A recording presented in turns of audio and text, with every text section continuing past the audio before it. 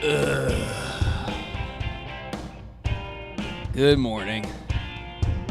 Life as we know it is over. The sky is falling. Apple Music sounds weird, by the way. Are you hearing this? Like, shut up. Birdland is deadland.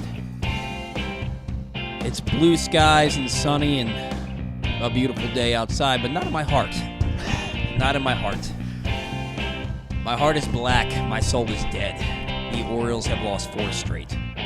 They've scored, 6 runs in 4 games. They have 8 hits the last 3 games. They have been 2 hit twice in the last 3 days. Brandon Hyde inexplicably continues to pinch hit people for Jordan Westburg to have worse numbers against right-handed pitching. He continues to inexplicably pinch hit people for Heston Kjerstad after he provides the only offensive spark last night. But that's not why they lost. They lost because their bats just went ice cold. And I said that their bats went ice cold at the exact wrong time. And somebody said to me, when's the right time for the bats to go cold? I don't know, 2 weeks ago? not 4 days ago. Not when you have a 4-game lead and you blow it in 6 days. A 4-game stretch in May when you lose 4 games in a row. It's like, okay. Yeah. Sure. That 4-game stretch back at the end of June, beginning of July, that was a fine time. Yeah. When you're playing the team that's directly behind you in the standings that you're trying to hold off for first place in your division, that's a bad time. It's an inopportune time. And look, it's hyperbole, right? My soul's not black. My heart's not dead. The sky's not falling in Birdland. The Orioles actually lost a game off their magic number last night because Texas got their doors blown off by Cleveland 12-3. The world's not ending.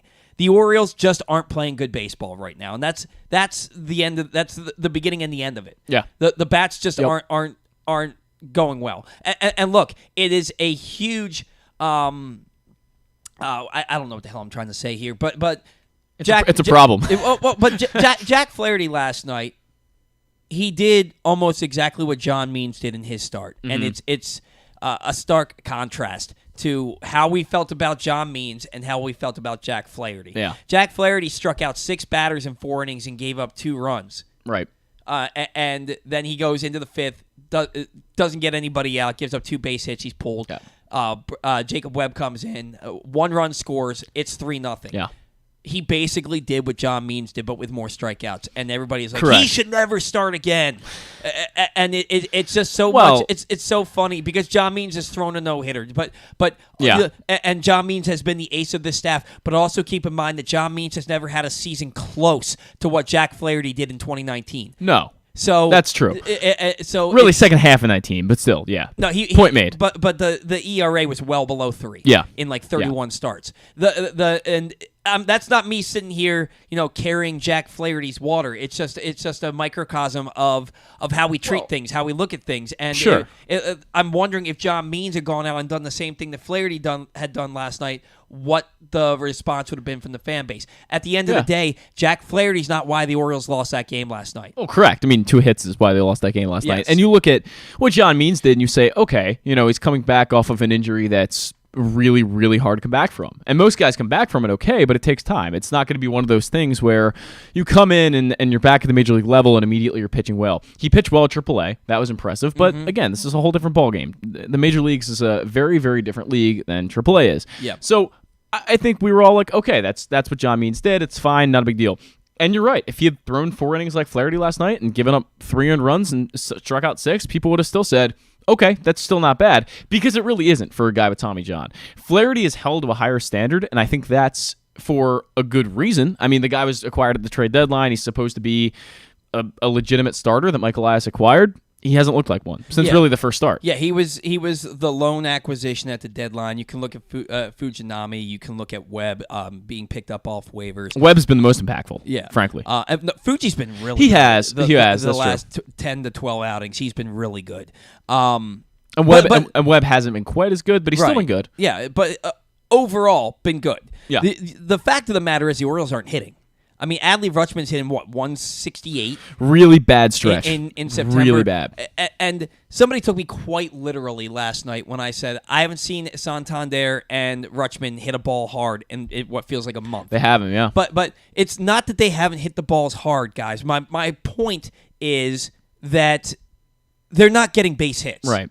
Not getting on base. Rutschman, Stan and I were corresponding this morning through email, and Stan says to me, Paul, it's time to talk about Adley Rutschman.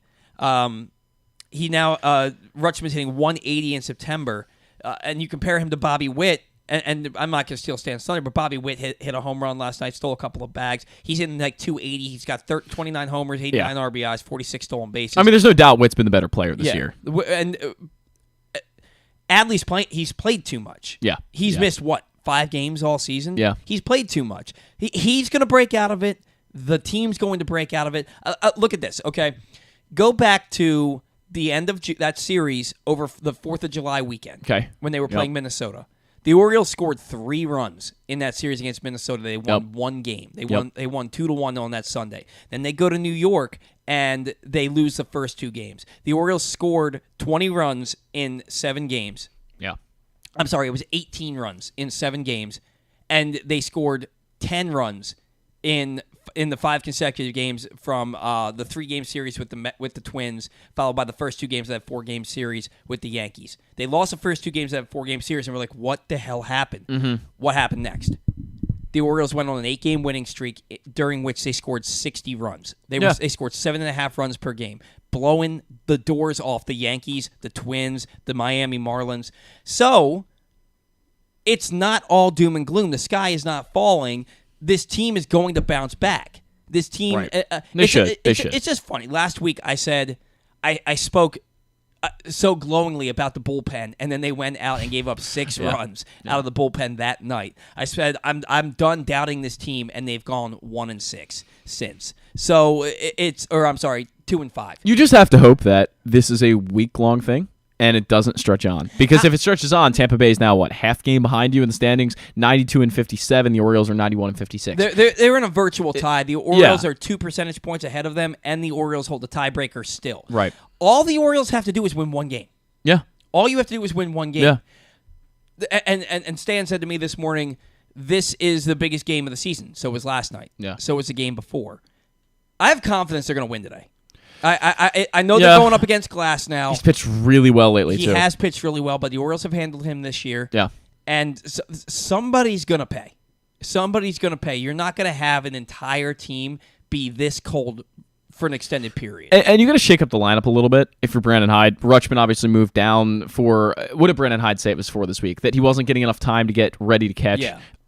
Understandable, I guess. No, but what he was saying was it's really difficult with the pitch timer that Adley comes in from after catching in the first inning, and he can't even take a practice swing because he or get a drink of water. He has to take his gear off and get right in the batter's box. Right. That's why he moved him down. Here's the thing. Adley shouldn't have been hitting leadoff anyway.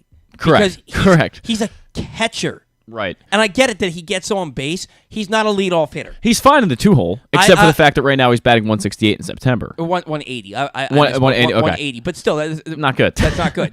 And the OBP is probably well under 300. So you really want generally your best hitter is 2 and 3. So do you really want a guy who's playing like that in September playing in the 2-hole or the 3-hole or especially leadoff spot, any of those spots? You really got to shake up this lineup a little bit if you want things to change. You look at Anthony Santander. He's 3 for his last 24 with 10 strikeouts. That was my point last night when I said I feel like I haven't seen these guys hit the ball hard in a month. It's because the hard hit balls that they are having are turning into ground out double plays. Right. Or fly outs to medium depth right field because they got under it. When I say they're not hitting the ball hard, they're not getting base hits. That's what I mean to the jackass who took me quite literally last night. I got to go check that out. People suck. People absolutely suck. 100%. You know what doesn't suck? Not FanDuel. Wow. Start over. PressBox and Super Sportsbook are teaming up. They are teaming up to give you an opportunity to win 2 sweet tickets with food and drinks to tonight's Orioles game. All you guys have to do, leave a comment on our Facebook Live page saying you want to go to the game with Superbook, and we will pick one comment randomly as the winner today on the show. So if you're listening, if you're watching, go to our live stream on Facebook Live and leave a comment on today's show. We will pick the best comment randomly as the winner. The winner's tickets will be transferred this afternoon so you can see the O's versus Rays in style tonight. So again, your opportunity in the partnership between Superbook and PressBox Sports. Superbook and PressBox Sports. We are going to give you 2 free tickets to a suite with food and drink tonight for the Orioles game.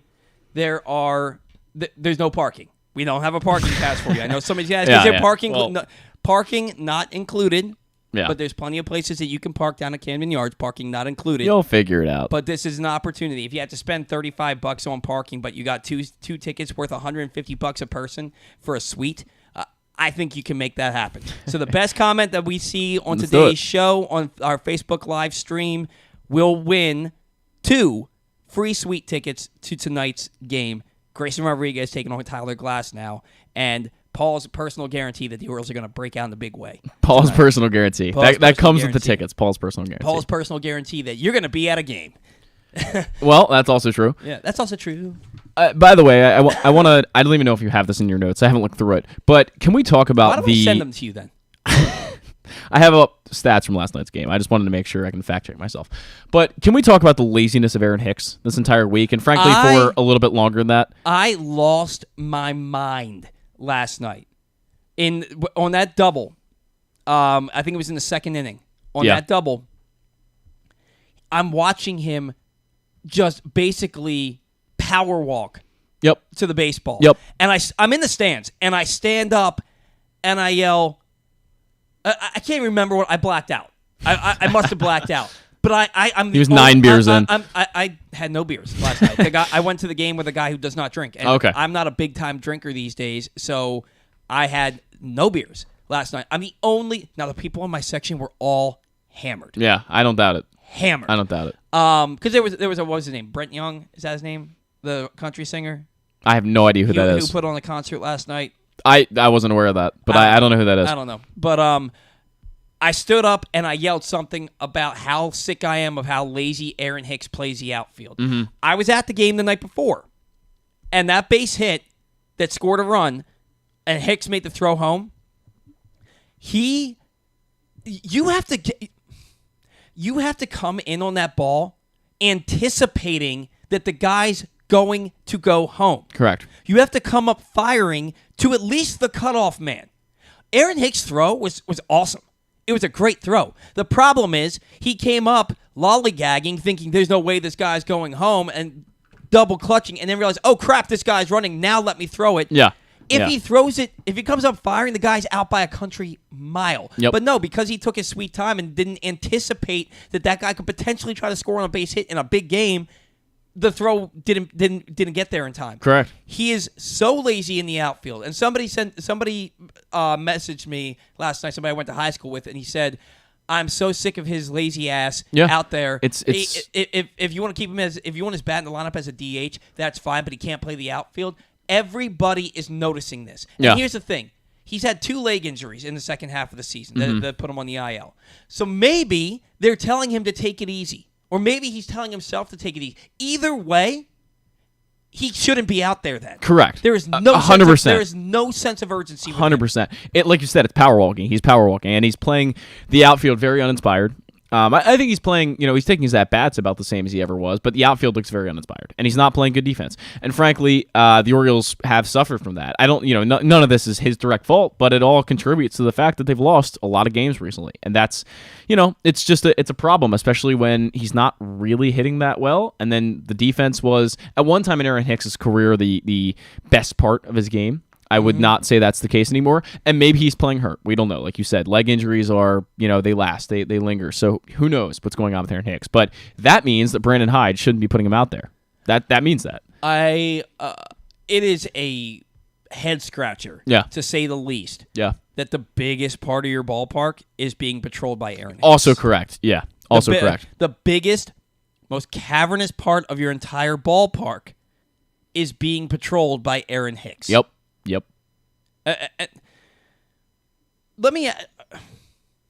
the team's not hitting, and that's not Brandon Hyde's fault. I watched him pinch hit Cedric Mullins for Jordan Westburg on, Wednesday? On Wednesday night. Mm-hmm. Mullins hits worse against right-handed pitching than Jordan Westburg does. Yep. Watched him pinch hit for him, and he struck out. Then I watched him pinch hit Heston Kjerstad, making his Major League debut, his first ever Major League at-bat for Jordan Westburg against the right-handed pitcher, and he struck out. Then last night, you watch Heston Kjerstad hit a monster home run, 418-foot home run last night for his first big league hit. The only hit the Orioles had through 7 innings. And he pinch hits Austin Hayes for Heston Kjerstad in the 8th inning. Yep.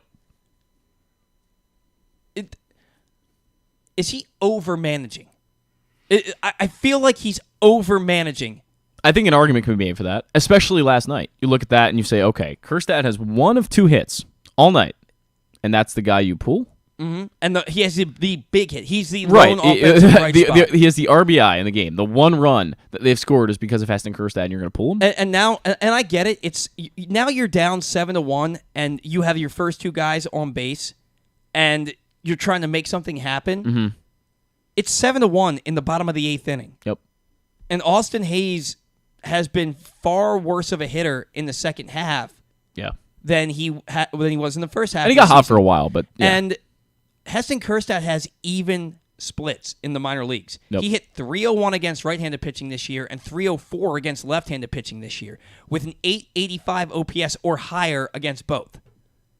And I get it, he's a minor leaguer, but why are you going to pinch hit him the night before for Westburg, but then pinch hit Hayes for him the next night? Yeah, it's getting matchup crazy a little bit when you start to just overthink it.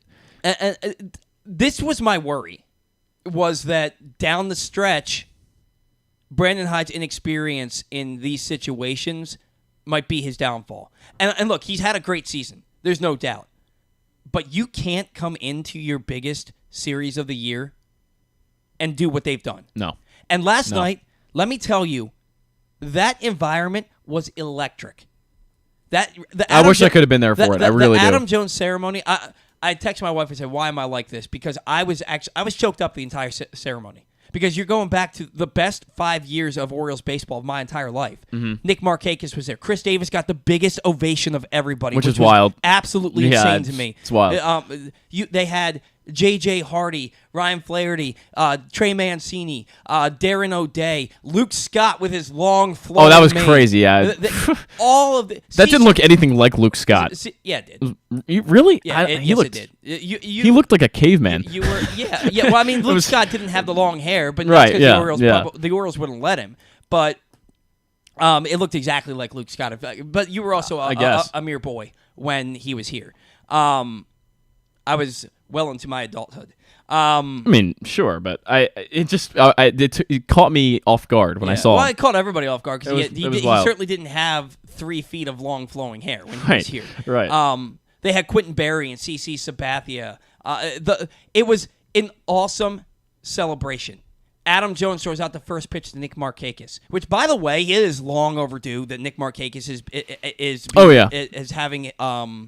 is going into the Orioles Hall of Fame. It is long overdue. And is being recognized at all by the Orioles. He got the second biggest ovation behind Chris Davis. That's awesome. And it may have been just as big, but the one for Davis was just so unexpected. Did everyone do the J.J. Hardy thing? No. Oh, that's disappointing. Maybe some people That would have been cool. But it was an amazing ceremony. Mm-hmm. And then Jack Flaherty comes out and strikes out 2 of the first 3 hitters. Electric, yeah. It was, the environment was incredible. You have only your 3rd sellout of the year. Adam Jones is retiring as an Oriole. All that stuff before the game, and then the offense comes out and. By the way, just off topic a little bit, but doesn't it seem like Jack Flaherty runs on energy just completely? It's like, okay, the crowd's hyped up, he starts throwing a little bit harder, comes out, strikes out 2 of the first 3 hitters, things are looking good, and as soon as one little thing goes wrong, it all falls off a cliff. When the crowd loses the energy, Jack Flaherty lost his energy. I don't know. That's just what it looked like to me. I mean, he shoved for 3 innings. Yeah. And then it's so funny because I'm sitting there in the stands, and he's pitching really well. Mm-hmm. The Orioles have no hits, and he's through 3. And after the Orioles bat in the bottom of third, I'm like, all right, I'm going to get up and go get some food. And as I'm walking down the steps, I'm thinking, should I be getting up right now? I was sitting there watching the game, and he's shoving. As I'm walking down the steps, I say to myself, Brandon Lau is going to hit a home run here. And then literally, as I'm thinking it, Brandon Lau smokes one 405 feet for a home run. And I texted my buddy. I was like, I literally just thought to myself that by getting up, Brandon Lau is going to hit a home run. It's not my fault. I didn't do. It is. That had nothing to do with me. Had nothing to do with me. But it's just like I could feel it because Jack Flaherty isn't that good. Then he gives up the double to a Rosemary. I didn't see the double, but apparently Aaron Hicks was super lazy on that double too. Neither here nor there. At the end of the day, the offense isn't swinging the bats. And they made Zach Eflin look like freaking Cy Young last night. They made Drew Rom look like freaking Cy Young 2 days prior. This team just isn't hitting. They just aren't hitting, and I don't know what they are going to do to shake things up. Maybe put Cedric back in the leadoff spot. Yeah. I'm not. I don't know. There's not really a guy who's playing right now who warrants the leadoff spot. Really, somebody's got to do it. Somebody's got to do it. And I get it. You want to have Gunnar. I'm fine with Gunnar leading off. Yeah, that's fine. But Cedric's been there, done that. Cedric has the experience as a leadoff hitter. Yep. And maybe he's the guy. He should be back there. It seems a little weird he got banished from that role in the first place. Like, you have the past 4 years, Cedric's been your leadoff hitter, basically. Disregarding injury and put up an all-star 30-30 season as your leadoff hitter, and now he bats 7th for you. It's a little weird. I mean, I know he hasn't had a very good season. It's been okay. Like I wouldn't, and he's been hurt a lot of it. He was having a really good year at the very beginning of the year, until his first injury, and then as soon as he started to get hot again, he got hurt again. I filled in on Glenn's show about a day after he got injured. I want to say that was May for the first time he got injured. It was Memorial Day, and Glenn said the Orioles just lost their best player.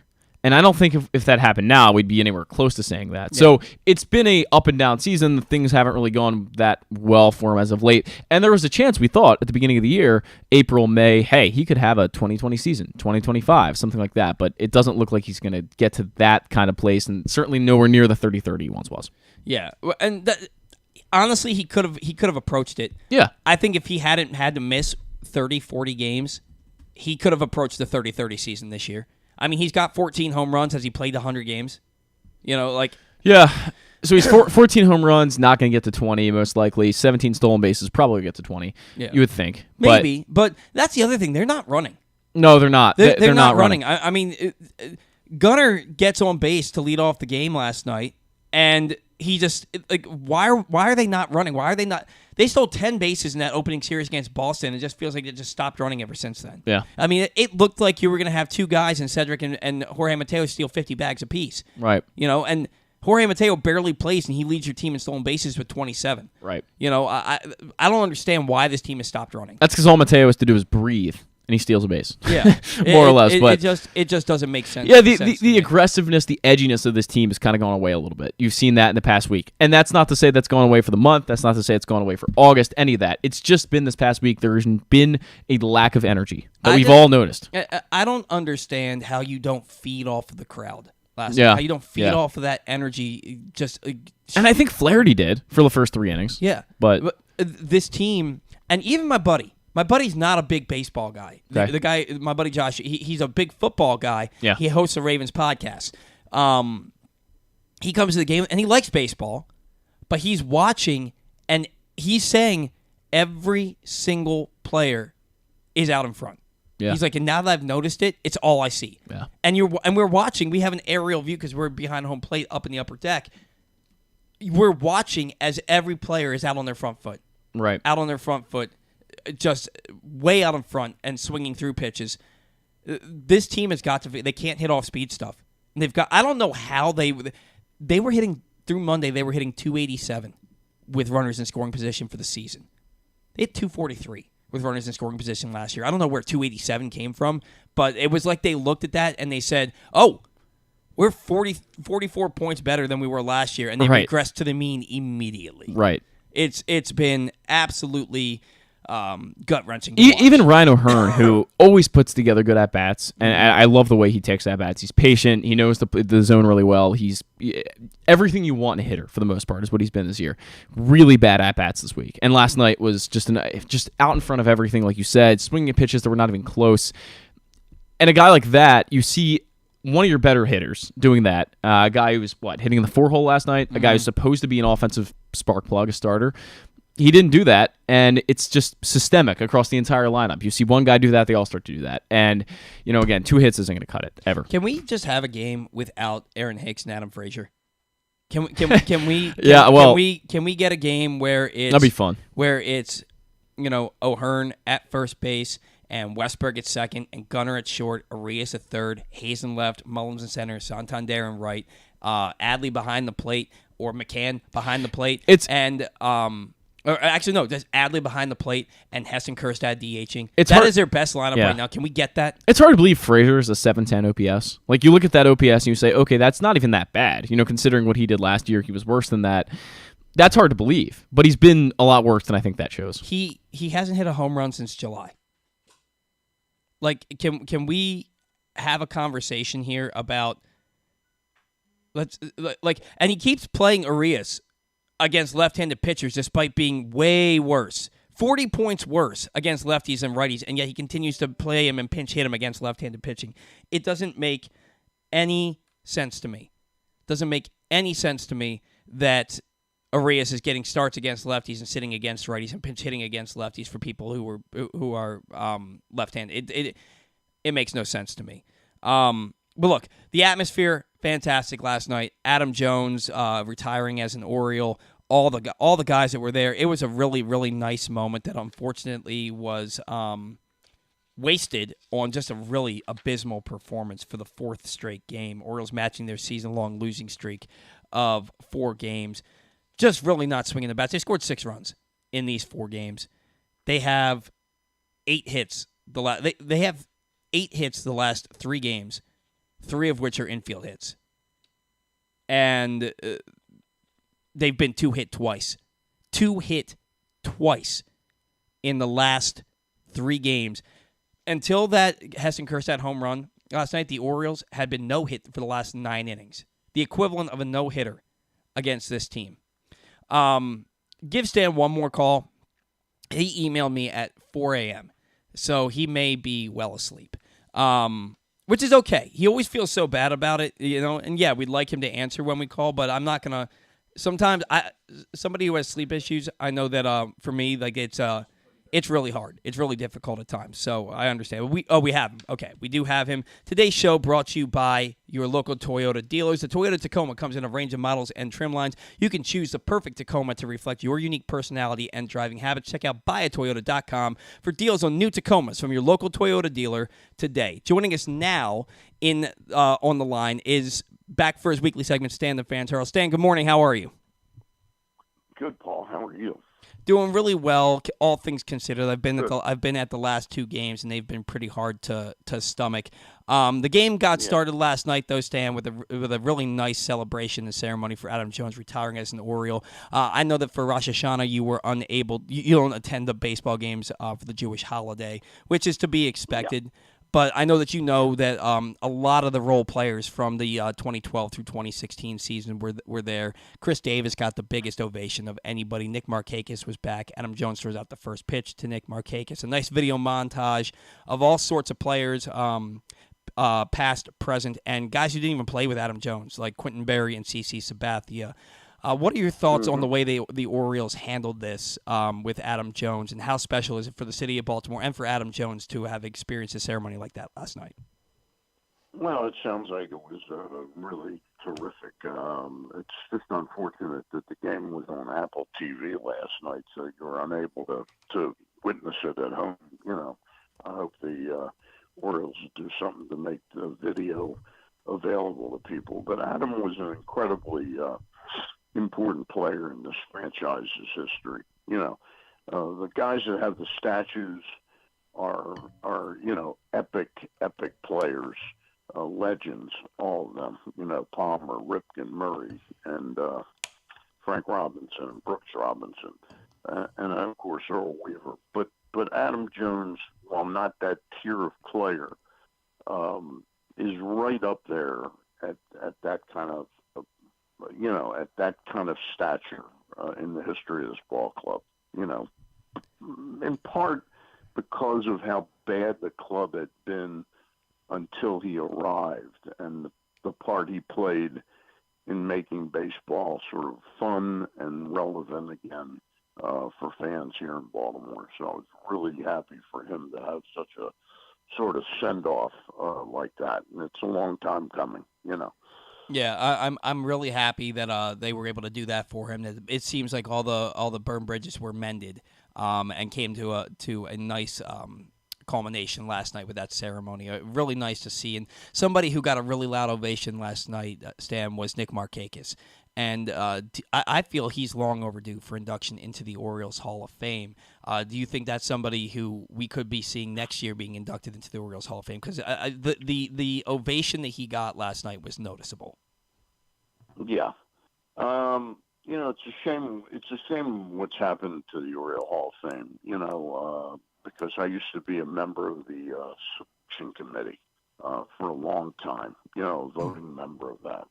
And there is, to my knowledge, there really is no selection committee anymore.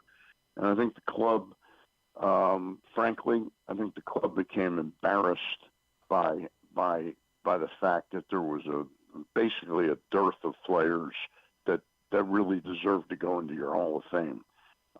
So they gave up on the whole thing for a while. I would hope that Nick Markakis, I would hope, despite the contract, that the Orioles had to eat, that Chris Davis would eventually go in that Hall of Fame. I would hope that Buck Showalter would go in that Hall of Fame. And I'm sure there's several others I'm not thinking of right now, but Adam Jones belongs in there. It's time to the recent history hasn't been great. The last 20 years or so. There's that 3-4 year period. Manny Machado will deserve to go in at some point in time. So I would hope that the club would do an about face and start honoring those that really do deserve to be in there. What do you think about Darren O'Day? He has one of the lowest ERAs in the history of Orioles relievers. Do you think that he gets into the Orioles Hall of Fame one day, or do you think that? Yeah, he probably does. I mean, his time here. I guess he was here about 5 or 6 years, right? Yeah. Yeah. I would think he would get in. I would think Matt Wieters would probably get in as well. Those guys, they deserve their moment in the sun, so to speak. They were all very special players here in Baltimore. Yeah, Chris Tillman, another guy you totally kind of forgotten. That would in normal times would have been an automatic by now to have gone into the Oriole Hall of Fame. Yeah. But I don't make those decisions. They're way above my pay grade. Yeah, and I do agree with you that sometimes you see it get a little overflooded with people that fans just really, really liked, but maybe shouldn't be in. Like, I don't know that Roberto Alomar should be in the Orioles Hall of Fame. He was here for 3 years, but at the same time, I don't see any great reason for him to be there. Davey Johnson would be, to me, because of his career, both, even though he was only here, 3 years as manager or something like that, but the start of his career, he belongs in there as well. And even for all I know, he might be in there. I don't know. I can't remember. I think he is, but I'm not positive. I'm pretty sure I can remember seeing him on that wall, but I could be wrong. Now, Stan, this is all a really, really nice distraction from the fact that the Orioles are crumbling at the most inopportune time of the season. The bats have gone absolutely lifeless. In 10 games prior to this stretch, they had scored 70 runs. They have scored 6 runs the last 4 games during this 4-game losing streak. They've been 2-hit twice in the last 3 games. They have 8 hits the last 3 games. This team is just it kind of blows my mind, Stan, that with that environment last night, how electric it was in there, only the third sellout of the season, that they didn't rise to the occasion. I mean, 2 hits in that environment last night. I don't want to use the term embarrassing, but I can't find other words that are coming to my mind last night. Is this team just pressing because of what's in front of them and the inexperience, or is it just the microcosm of a long season? Microcosm is not the right word, but it's just a part of a long season and the ebbs and flows of a 162-game schedule. I think it's a combination of those things. I don't think the club sort of quote unquote choked against the St. Louis Cardinals, but then those games weren't all that important, And suddenly the other team came to town that you're face to face with, and they came in determined to punch us in the mouth. And we'll find out. I wouldn't say we've crumbled, but it's been a disappointing series of performances. We'll find out what this team is made of. Look, this team has not had any, I would say, since you go back in time to the time, how many series is it now that we haven't been swept in a series? How many is that? I think it's now, 86 Zach? or 87. It's 86 or 87? Yeah. It's really quite remarkable that a team would go that long without what really starts to make up a slump for a team is when you lose 6, 7, 8 games in a row. I would just remind everybody that's listening that in 1983, 40 years ago, the Orioles lost 7 games in a row twice. Yep. And had 6 3-game losing streaks, as well that season. It's hard for a team to go through without a slump. Look at Tampa. 6 weeks ago, they looked absolutely spent.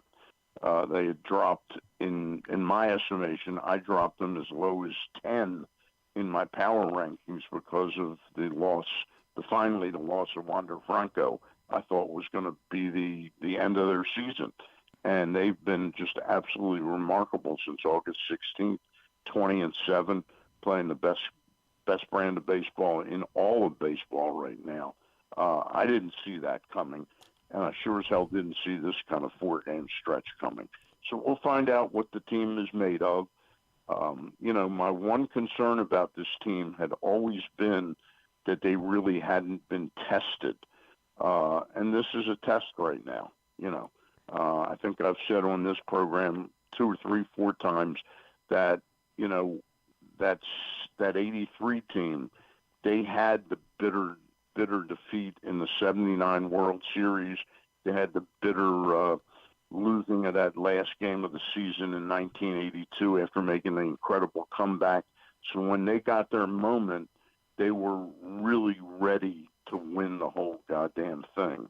And maybe this team, I wondered about whether this team, whether it was tested enough and whether it had the hunger enough.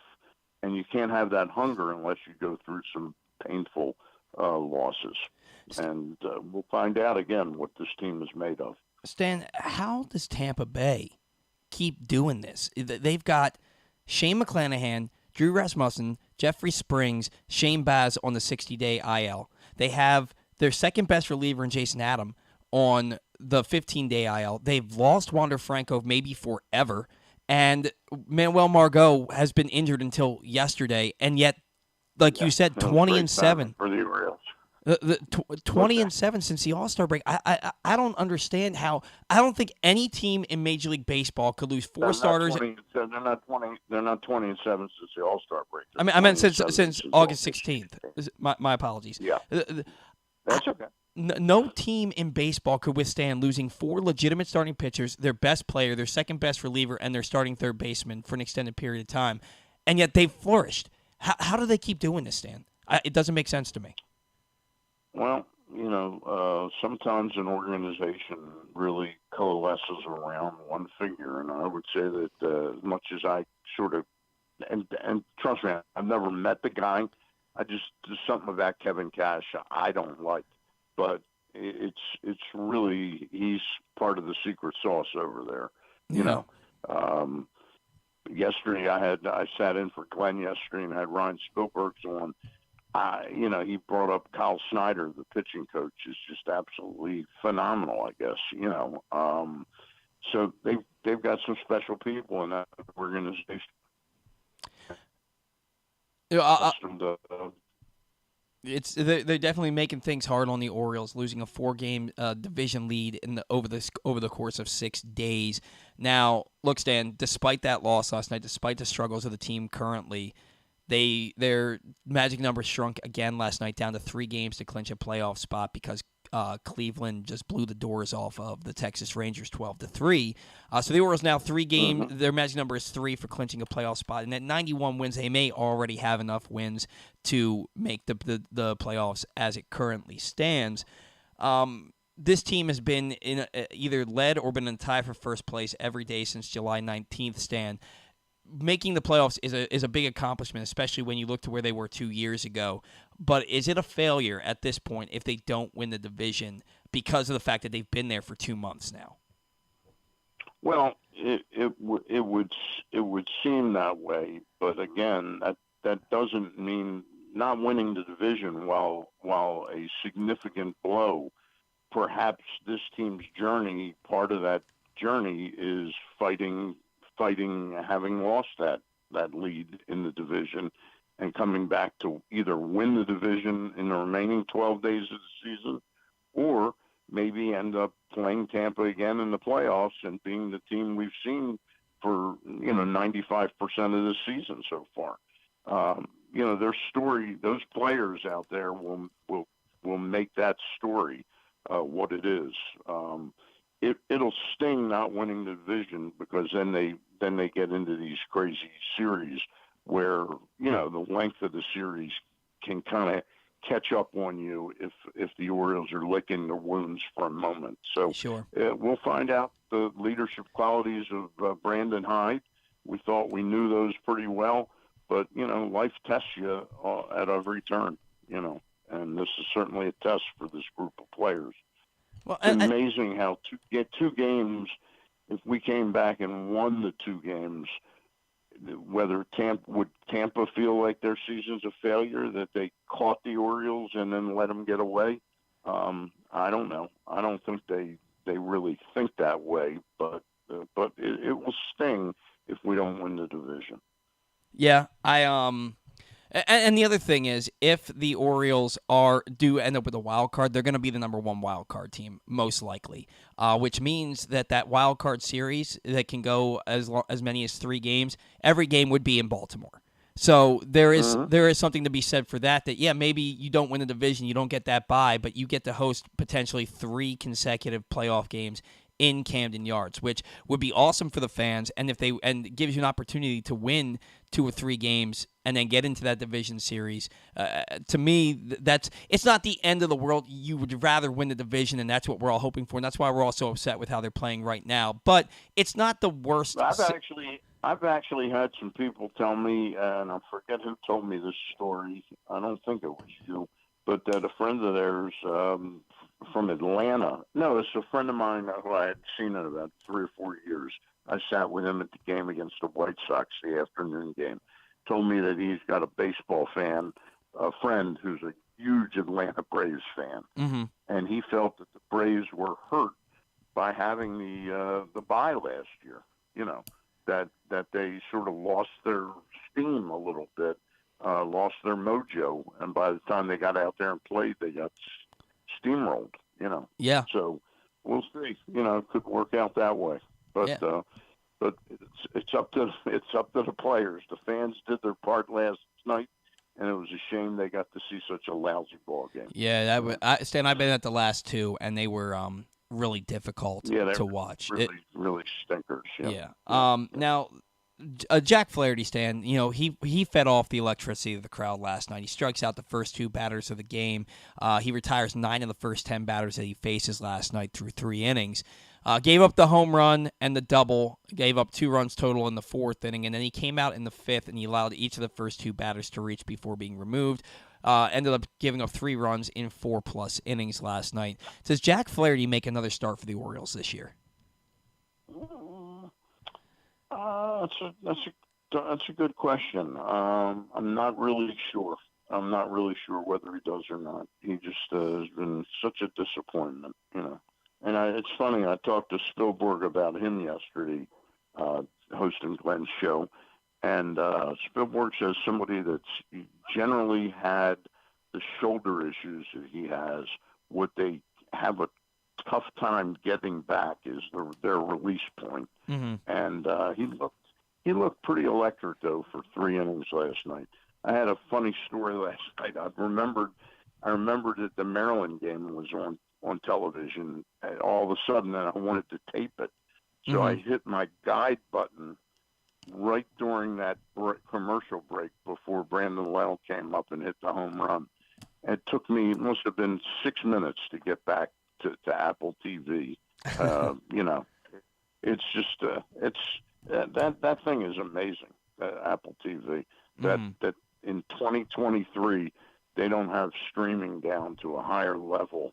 That you don't have situations how long it takes to, you know, and losing the feed momentarily happens all the time on Apple TV. Yeah, they've got to get that figured out, and I feel like they've also got to find a way to let fans who don't have Apple TV watch their teams play when they're on that. And I get that the whole point is trying to have a monopoly on Friday nights, but you know, I would agree with you. I think it really doesn't do a service to the hometown. It really doesn't. You've got to be able to see the game, especially a game like that. Go ahead. One other thing, seriously, I've watched thousands of baseball games. The announcer last night, what was his name? Alex Faust? Is that the play-by-play guy? I'm not sure. I was at the game. Okay. He had when Harold Ramirez hit the home run. Mm-hmm. He identified him. You know, he goes, "Here's the pitch to Raley," and he goes, "He hits it a long way." You know, in the same at bat, he called the player who hit the ball Brooks Raley and Harold Ramirez. It might seem like a minor thing. Mm-hmm. Well, we all make mistakes. I've never seen a mistake of that proportion before. It was just really terrible. It was almost like he must have been watching his monitor, not the game or something. I don't know how you make a mistake between a white player and a Latina player and a right-hander and a left-hander. Yeah. And I know we all make mistakes. That's a pretty significant mistake for an announcer to make. Stan, funny enough, I texted Paul last night while I was watching the game, and I said these announcers are, or maybe more specifically, the guy you're talking about was just very poor last night. I thought the same thing. Yeah.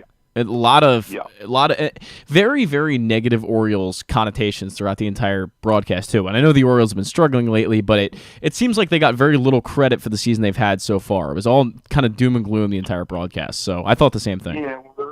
Yeah, those people come in, you know, they come in for one game like that, and I didn't get the sense that they really had their grip on the whole story. You know, the whole story last night was Tampa, and that's how newspapers. That's how reporters do stuff. The national reporters, they come in and they just see the story that day, and I didn't think they did a great job on that. Yeah, Spielberg's is very interesting. He's not everybody's cup of tea. He's much smarter than I thought. The more I talk to him, I respect him, but he's not a polished broadcaster yet. But I respect him.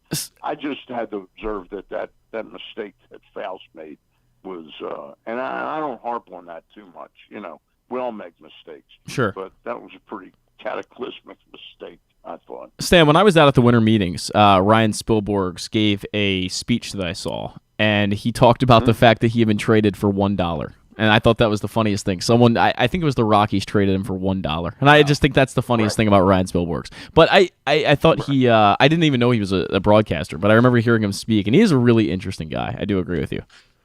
Yeah.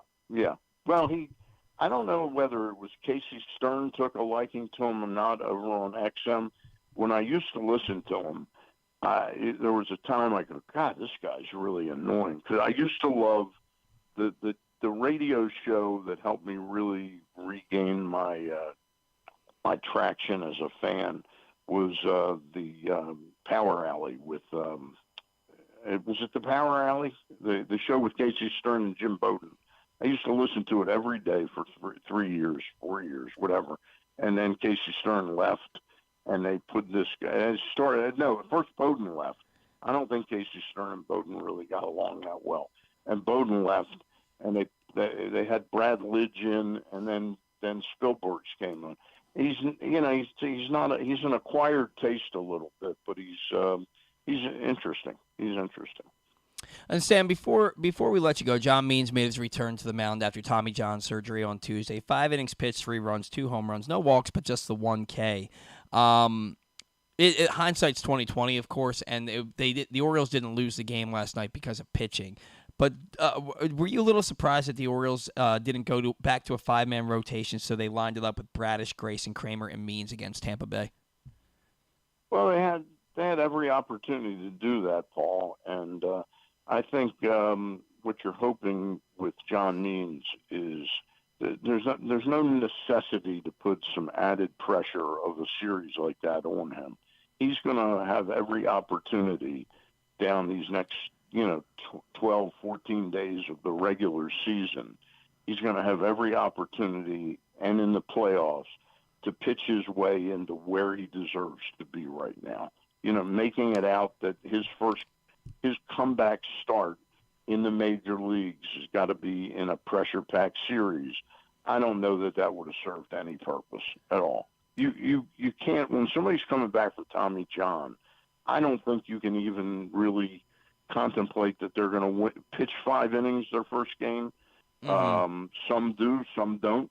John was fairly ready, but I don't think it's not like Jim Palmer was coming back. Yeah, that's true. I mean, John Means had of course had that no-hitter. He was fantastic when the club had nobody on that pitching mound. He was somebody that you could wrap your arms around and say, hey, this is what Oriole pitching will be like again. But that guy doesn't exist right now. You know, can he, over his next 20, 30 innings, become that guy again? Yeah. But there's no way, shape, or form would I have put him in that series that it had to be in that series. So I think they did the right thing. And then, real quick, the 3 innings that Jack Flaherty started the game with last night were as good as any that he's thrown this season for the Orioles. Do you think that maybe that was without even realizing it, a nice audition for a bullpen role for him in the postseason? That's where I see Jack Flaherty being able to help the Orioles right now. But I'll be honest with you, I don't know Jack Flaherty that well. He's had a. Did we lose you? You there, Stan? I'm still here. You broke up a little bit. Me? Yeah, you broke up for just a second. Okay. He's had a tough initiation here in the Baltimore Orioles uniform. Mm-hmm. I see right now that, and I asked Spielberg this question yesterday. I said, if you were his agent, would you be urging him to really contemplate becoming a short inning guy? Because the guy that I've seen make six or seven starts for the Orioles, his stuff just does not play in the major leagues right now. Right. Now, can he come back and be something special again? It's possible, but it doesn't look that way. And I think the Orioles, it's important to get a player's buy-in. And I have no idea what his mindset is right now. I know he's really bummed. He looked last night absolutely freaked out that Brandon Hyde came out and got the ball from him, like that he had never been treated that way before, Mm-hmm. But I think Brandon Hyde gave him absolutely the right amount of rope. It's unfortunate that D.L. Hall, he didn't come in to replace him, but he came in to replace Webb. D.L. Hall had one job last night, and that was keep the game close, and he failed miserably at that job. Yeah, absolutely. All right, Sam, what do you got coming up this week? Ross and Luke and I will be on Monday at about 3:30 in the afternoon for people that can watch it live on Facebook Live and YouTube, or pick it up after it's aired live. And I still don't have a guest for this week. I've been holding out for somebody, and their schedule's been pretty tough. So we're trying to get on both Terry Hazeltine and Jeff Newman to talk about the Maryland 5-star event coming up October 19th through the 22nd. So that's what I got coming up this week. All right, sounds good, Stan. Thanks for the time. As always, we will talk to you next week. Enjoy the rest of your Baltimore sports weekend. All right, thank you, Paul. See you. Bye-bye. And Zach, bye. That was Stan the Fan Charles, who has changed up the format for his weekly shows. Now, every Monday at 6 p.m., Stan will be joined by former Orioles pitcher Ross Grimsley and Press Box's managing editor Luke Jackson to break down the latest with the Birds.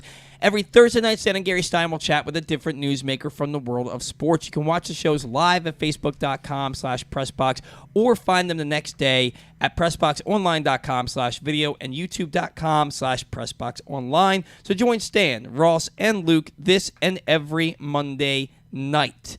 Also, as we've been telling you at the beginning of the program today, we need you tuning into the show to comment on our Facebook live stream about any comment you want to put down. You can say, Paul, I hate that hat on you. You can say, Zach, why are you wearing the Ravens shirt? The Ravens played like crap the other day. They're not going to go anywhere. I don't care what the comment is. Get on here. Make a comment. You have an opportunity to win 2 sweet tickets with food and drink to tonight's Orioles game through Superbook, partnered with PressBox. They're giving away 2 sweet tickets to whoever makes the comment that we deem to be the best comment today. So please leave a comment on our Facebook Live page saying you want to go to the game with Superbook, and we will pick one comment randomly as the winner. The winner's tickets will be transferred this afternoon, so you can see the O's versus Rays in style tonight. Yeah, we'll go right into sounding off with Zach Goodman. Zach, what do you want to sound off on today? 2 things, and then more of a general discussion that we'll get to in a second. But the Nats and the Pirates completed a game just a few days ago in an hour 50. That is the shortest MLB game in 10 years. Also, just recently in September, I think it was September 8th, MLB crossed the 3,000th stolen base of the year. Last year, the number was 2,486 on stolen bases. So my point overall here is that there were major rule changes coming into the 2023 season, bigger bases, the pitch clock. That's the 2 I kind of want to have just a general discussion about. We're in September. We're coming down the home stretch of the regular season. The pitch clock has been received, I think, pretty well, generally by everyone, and a lot shorter games have happened. Games really closer to 2 hours and 3 hours have happened throughout the season. Stolen bases are way up. Over 500 more have already taken place, and there's going to be more by the end of the season, these last 2 weeks. Paul, what's your overall take on just the new MLB rule changes? Do you want the pitch clock to stay, the bigger bases? What do you think? I like the speed of the game. I do too. I didn't at the beginning of the year because I was like, I want to sit down at 7 o'clock and know I'm watching baseball for the next 3 hours. Yeah. But now that I'm working, Adam Jones is calling currently. Yep, so I guess we're going to pick up. That was a surprise. I wasn't sure if he was going to call in or not. Adam Jones joining the podcast with us live. Joining us live on the program right now. Adam and I were corresponding last night, and wasn't sure if we were going to hear from him this evening after his celebration, but really special, biggest guest in the history of the program. Joining us, former Orioles center fielder, newest Orioles retiree, the Captain, Adam Jones. It's Paul, it's Zach. Thank you so much for joining us on the Bat Around today. How are you, man? No problem, gentlemen. Man, I'm feeling good. It was a hell of a night last night. I hope you guys were there. It was just a celebration.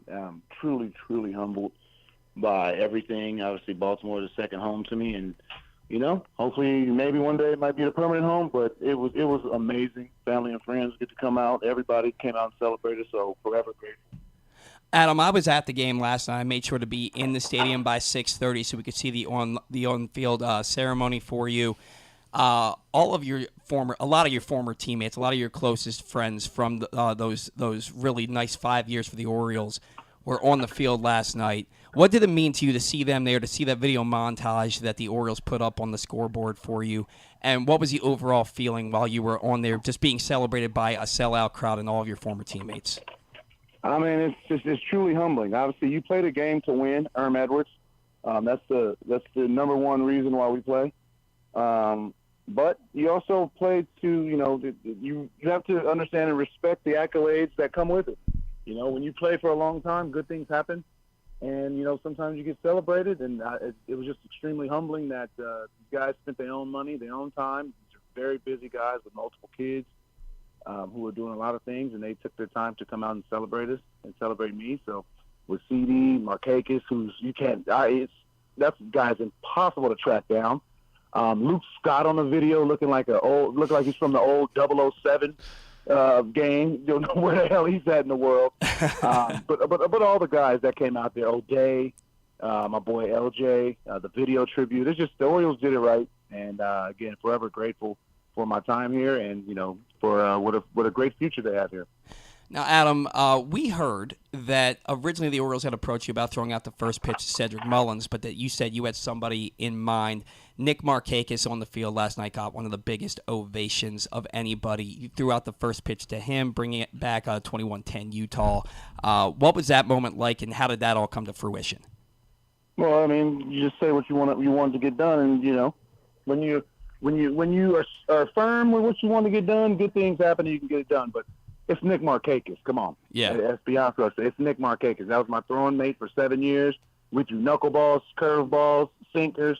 We did everything together, and that's my dude right there. So it was fitting. I'm glad that it was his first time back at Camden Yards since retirement, and what an ovation. I knew that would happen, and he needed that, and that's my dude right there. We just go way back like Jerry curls, and that's my guy. And it was perfect. It fitted that. It was the last throw. Obviously I'm sure I'll throw more first pitches, but that one had to be with Nick because that's my ace right there when it came to playing here. Yeah, it was absolutely the perfect moment last night, you throwing that first pitch to him. Hopefully, we'll be celebrating Nick Markakis going into the Orioles Hall of Fame at some point, maybe next year as well. Now, another guy, Adam, that got a really big ovation last night was Chris Davis. And for me, that really warmed my heart because he was as prolific a power hitter as there was in the game for about a 5-year stretch. And then we all know the struggles he had towards the end of his career and then having to retire early. What does that say about the Orioles fans and the city of Baltimore that despite the most recent memory being his tremendous struggles, when they showed him, he got maybe the biggest ovation of everybody? Well, fans understand that sport and the person are two different things. Mm-hmm. I should say the smart fan does. The idiot fan just looks at the guy as that his only worth is what he is between the lines. Right. CD's worth is what he is to his family and friends around him and to the community. Again, between the lines, that is one of the hardest things to do in mankind. I told my kids this morning, 43,000 people were watching you yesterday. There's only 18 players on the field. You do the math. So you just have to understand, between the lines, it's extremely, extremely hard. And people that try to forget that, that's when I lose patience because, like, you're making all this money, you should be able to know. The game is still hard. Doesn't matter how much money I'm making. The game is still hard. But what CD continuously did was came to work every day, put on a big smile, worked his ass off, but the results weren't there. So people just completely did and duped him on that. But the work he continuously did in the children's hospital and all that kind of stuff in the community, that right there is what stands out to me. Because at the end of the day, he's a transplant. He's not from here. He's a Texas boy. But he came here and he knew that the impact that he could have in the community is bigger than a white baseball and a bat. And he is the example for even me that, even though you go through struggles, hey, there's still good deeds and things that need to be done. Yeah, and it was I remember being at games, hearing fans boo. I always cheered for the guy because of what he meant to this team. And he was, like I said, as dangerous a hitter.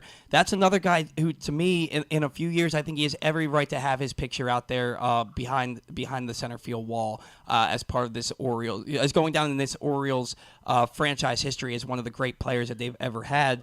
And like you said, a great human being, great for the community. You mean more than what you do between the white lines. And I'm glad you said that and you put it so nicely. Now, Adam, getting to the game itself last night, I think it was just the third sellout crowd for this season.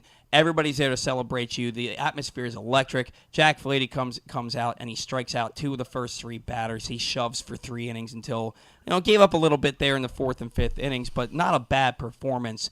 The Orioles' offense is really struggling. And you were on a team back in 2012 that nobody expected them to be there. They made that nice playoff run to get into the playoffs.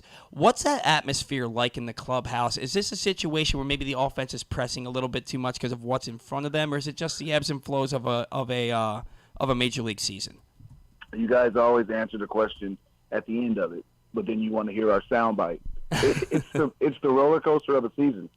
It's game 140 something. I'm not 50 something like that. Mm-hmm. Most of the guys have never played into September. Very important games. You have traveled. You just got the heat wave just left. Now it's cooling down. I mean, there's so many things.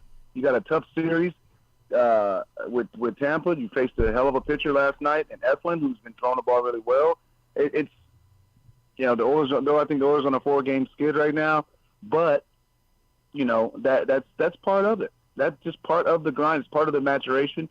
This is what builds the character. You can't always, they're not babies. You can't give them a binky and stop the crying. What you need to do is you just got to step back, take a deep breath, and just get back to what you've been doing. But at the same time, the other teams that you're playing are trying to smack you in the mouth. So if no one's going to lay down and let the Orioles just beat them. So this is September baseball. This is what we wanted.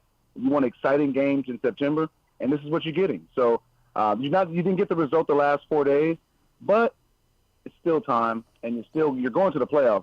But I think everybody wants and knows that the division is what we need, because you get that rest off, especially with the younger guys. Let them get away, let the bodies heal a little bit, and then get into that division series. I know that this was a heartbreaking season for you, the 2014 Orioles, as good a chance as any team in the last 30 years to go to a World Series. 96 wins.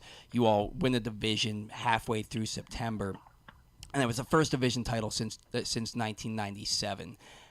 Then you get into the playoffs, and it was a nice run. You sweep Detroit, and then you go to play Kansas City. You don't have Matt Wieters, Manny Machado, Chris Davis, and despite only being outscored by 6 runs, get swept. And I'm not trying to bring that up. I don't want to bring that up. I know that's like a heartbreaking situation. How does this? No, it ain't. It's reality. Yeah, that's true.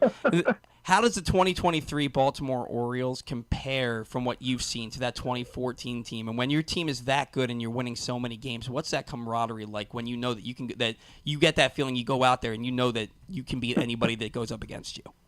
So here's the thing. I said in my press conference yesterday, the Orioles team now is nothing like us in 14. They're like the Royals in 14, unfortunately, where they're not a big power hitting team. They play the small ball game. They play with their legs. They play with athleticism. The 14 Royals, they put the ball in play more than we did. We had bigger boppers. We struck out more. But we both had the same defense. We both had great defenses. So when you put the ball in play more, it doesn't matter how good your defense is. It increases the chances of opportunities of errors or something. When you strike out more, you know what happens. You throw the ball around the infield. So this Orioles team reminds me of the Royals, where the athleticism plays. When they get on base, they're moving. They go first or third better than anybody in baseball. That's like the old Angel style of playing under Social, where they go first or third no matter what. They score on every double. They score on every single. Like it's a more athletic team than we had, and it's just a different team. So to me, that's why I say any game they're never out of it, because when the strikeout is a part of your identity. Like, okay, then you got the nasty pitchers at the end of the game that have wipeout stuff where they strike you out. With the Orioles, even when they face these nasty closers, setup men, they put the ball in play so much to where something's going to happen late in the game, a walk or something where they extend the inning, and they have so many come from behind wins. And I've watched a lot of games. Some 1 through 6 innings, sometimes you'll be like, well, okay, they might have not came today. Then you go 7 through 9, you're like, yeah, they're just saving the best for last. Yeah, and it's when I look back at when I look at this team, when I look at that 2014 team, the one similarity, I know that you said they're just like the Kansas City Royals, and they're scrappy, and they're going to play this fundamental game. The one thing I do look at with this team is that the second half of 2014 with the Orioles, they went out there, and you thought they were going to win every single game, and it seemed like they just about did. It's a rarity that you feel like your team is going to go out there and win every single time they step on the field. This team isn't supposed to be doing that, Adam. They're led by, Adley Rutschman, who's in his second full season, Gunnar Henderson, who's like leading the charge for Rookie of the Year at 22 years old. Is there a sort of confidence that comes over you when you're playing this well that just makes you think, you know what, bring whatever you got because you can't beat us tonight? I mean, leaders. There's not an age on leadership. It's there's no age. You could be 18 years old. When Manny Machado came on August 6th, you could feel that, okay, this is going to be his team soon. Like, it's just there's a different energy. So I don't really buy into the age or they're young. These guys are 24, 25 years old. Like, Gunnar 22. Hey, when you're a leader, you're a leader. That just is what it is. It's just these dudes just have to continuously go out there and play the style that they're playing. It fits this city. The athleticism fits it. Just everybody every night is dirty. It fits that. Baltimore fans love that. With the Chargers with Mullins, you added Hicks, who got a revamped coming over from New York. Adding that veteran presence. You got Gibson, who's one of the leaders in wins in the division, 35 years old, being the catalyst of that pitching staff. Bradish, no one expected Bradish to be number one or the top three in WHIP. Right. Guys got flirting with a 3 ERA, definitely going to garner a lot of Cy Young votes. You got Kramer stepping up. These guys are approaching 180 innings. Like, no one expected that. A lot of people expected the merry-go-round of, okay, they played good last year. This year will still be a little bit more rebuilding. No, these guys ain't rebuilding. They are buying real estate in other people's towns, and it's fun to see. That was the best in 14. 12 through 16, we go on the road, and we be buying real estate there. We coming there to take y'all fans, okay? That's what we're coming to do. And you look at the Orioles record, I think it's like even split home, something like that. And, like, that means that they're going on the road, and they're shutting up them home fans. And when the Orioles are winning, there's so many fans that are from Baltimore that have spread out throughout the United States. And it's always great because Seattle, you get a lot. Oakland, you get a lot. The whole West Coast. And then you get into Texas, you get a lot of fans down there. So it's really good. The Orioles fans don't travel like the Yankees in Boston, obviously bigger markets in LA and the Cubs, but the Orioles fans do travel really well when you're winning, and it's amazing when you can hear your fans cheering over theirs on the road. Yeah, we've heard a lot of "oh" in the national anthem during road games this year. That's what I'm talking about. There's nothing better than that. Yeah, it's awesome. The Orioles fans have traveled well. Ravens fans always travel well too. So when they play well, the fans show up, and it's nice to see them playing well and putting that rebuild behind them, starting to play some playoff caliber baseball. Adam, are we going to see you back in Baltimore when the Orioles are hosting the home playoff game this year? Ooh, that's a good question. That is a good question. The answer is probably yes. I'm just working out the logistics, but yes, it'll be a good chance. I mean, I've been in a playoff game, but I ran out on the field. It'll be a little bit different sitting in a press box, eating some ice cream, watching them dudes run out on the field. Well, we certainly hope to see you back. Before we let you go, tell us a little bit about the Adam Jones podcast and your role with the commissioner in Major League Baseball. I appreciate it. So, yeah, the Adam Jones podcast, man, it's just me and Jerry Coleman. Obviously, he's been around Baltimore for a very long time, well-known guy around here.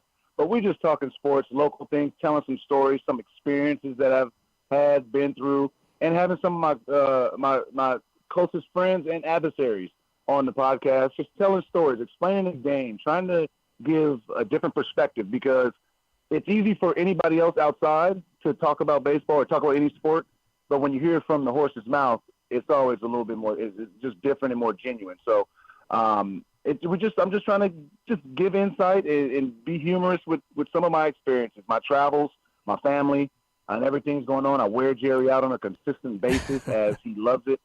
And it's just having a good time. And also with the CAP program is the commissioner's ambassador program. And basically it's 12 guys. I'm an advisor to those 12 guys with CC Sabathia, Raul Ibanez. And it is just giving back to baseball. You have so many great legends of this game but great guys in this game that did so many great things in their individual markets that it's time for us to give back, but on the commissioner side, to where we're giving back in the inner cities. We're giving back our time. We're showing up and bridging this gap between the players and the commissioner's office. I'm tired. Rita, there's no more, and you've seen it this year with the media.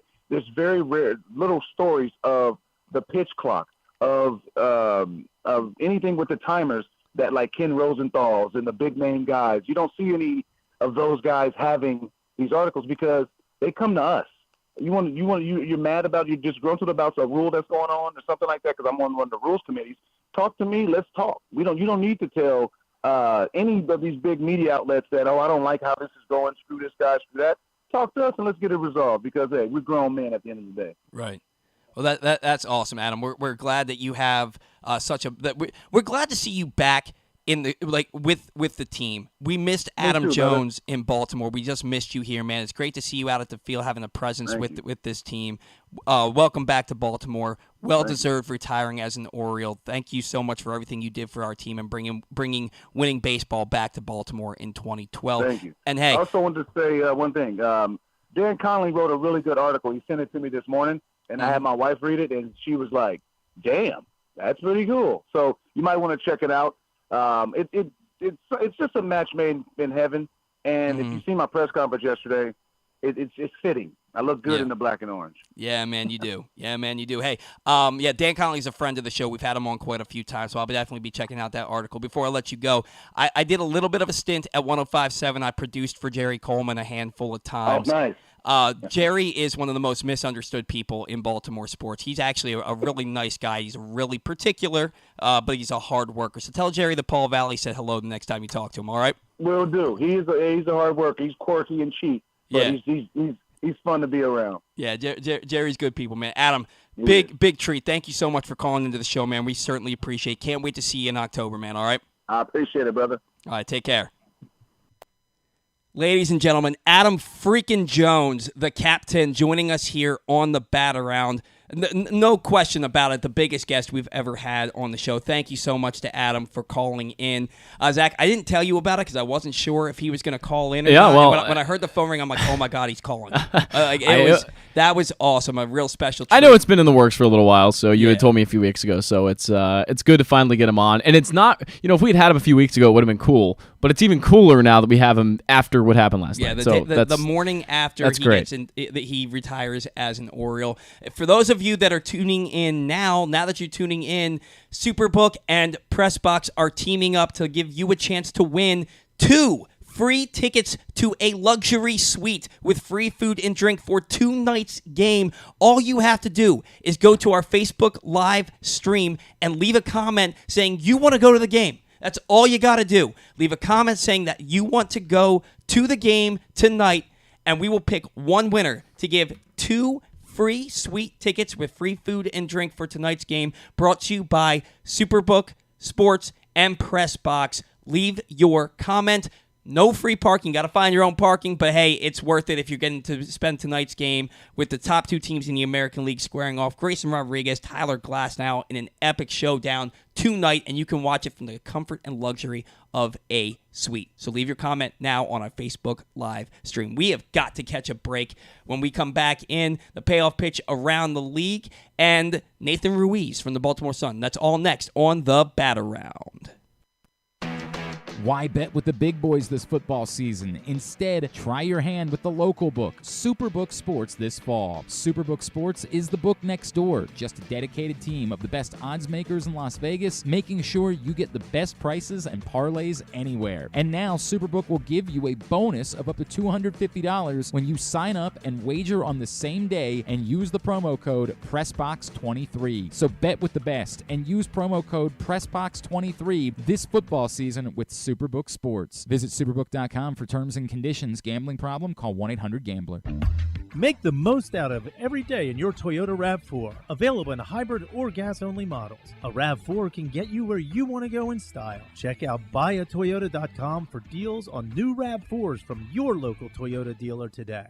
What's up, everyone? It's Tyus Bowser, and I've had so much fun hanging out with Rita and putting up with Glenn the last couple years that I've decided to do it again. Season 3 of the Tyus Bowser Show is happening this year, as we'll be all over town, giving you the chance to get to know me and some of my teammates. As we talk football, life in general, and just say what needs to be said. You can find out more about the show by going to pressboxonline.com/Bowser. If you don't live in the area, you can watch the shows live on Facebook and YouTube. And if you miss one, you can listen Friday nights at 105.7 The Fan. So we'll see you all season long for the Tyus Bowser Show, a partnership of Pressbox and Great Ace Memorabilia. Gambling problem? Visit helpmygamblingproblem.org. The next Tyus Bowser Show is Tuesday, September 12th at the Hamilton Sports Bar and Grill, 5506 Harford Road. It's brought to you by Superbook Sports. 6 chicken tenders made from fresh, never frozen Royal Farms world-famous chicken, a family-sized order of Western fries, honey mustard dipping sauce, and a 2-liter bottle of Dr. Pepper. It's Royal Farms' new Tucker's Tenders Meal. It's Justin Tucker's favorite, and at only $19.99, it'll be your favorite meal too. The new Tucker's Tenders Meal, available only at Royal Farms. Now you can kick back, relax, and eat like a champion. Real fresh, real fast, Royal Farms.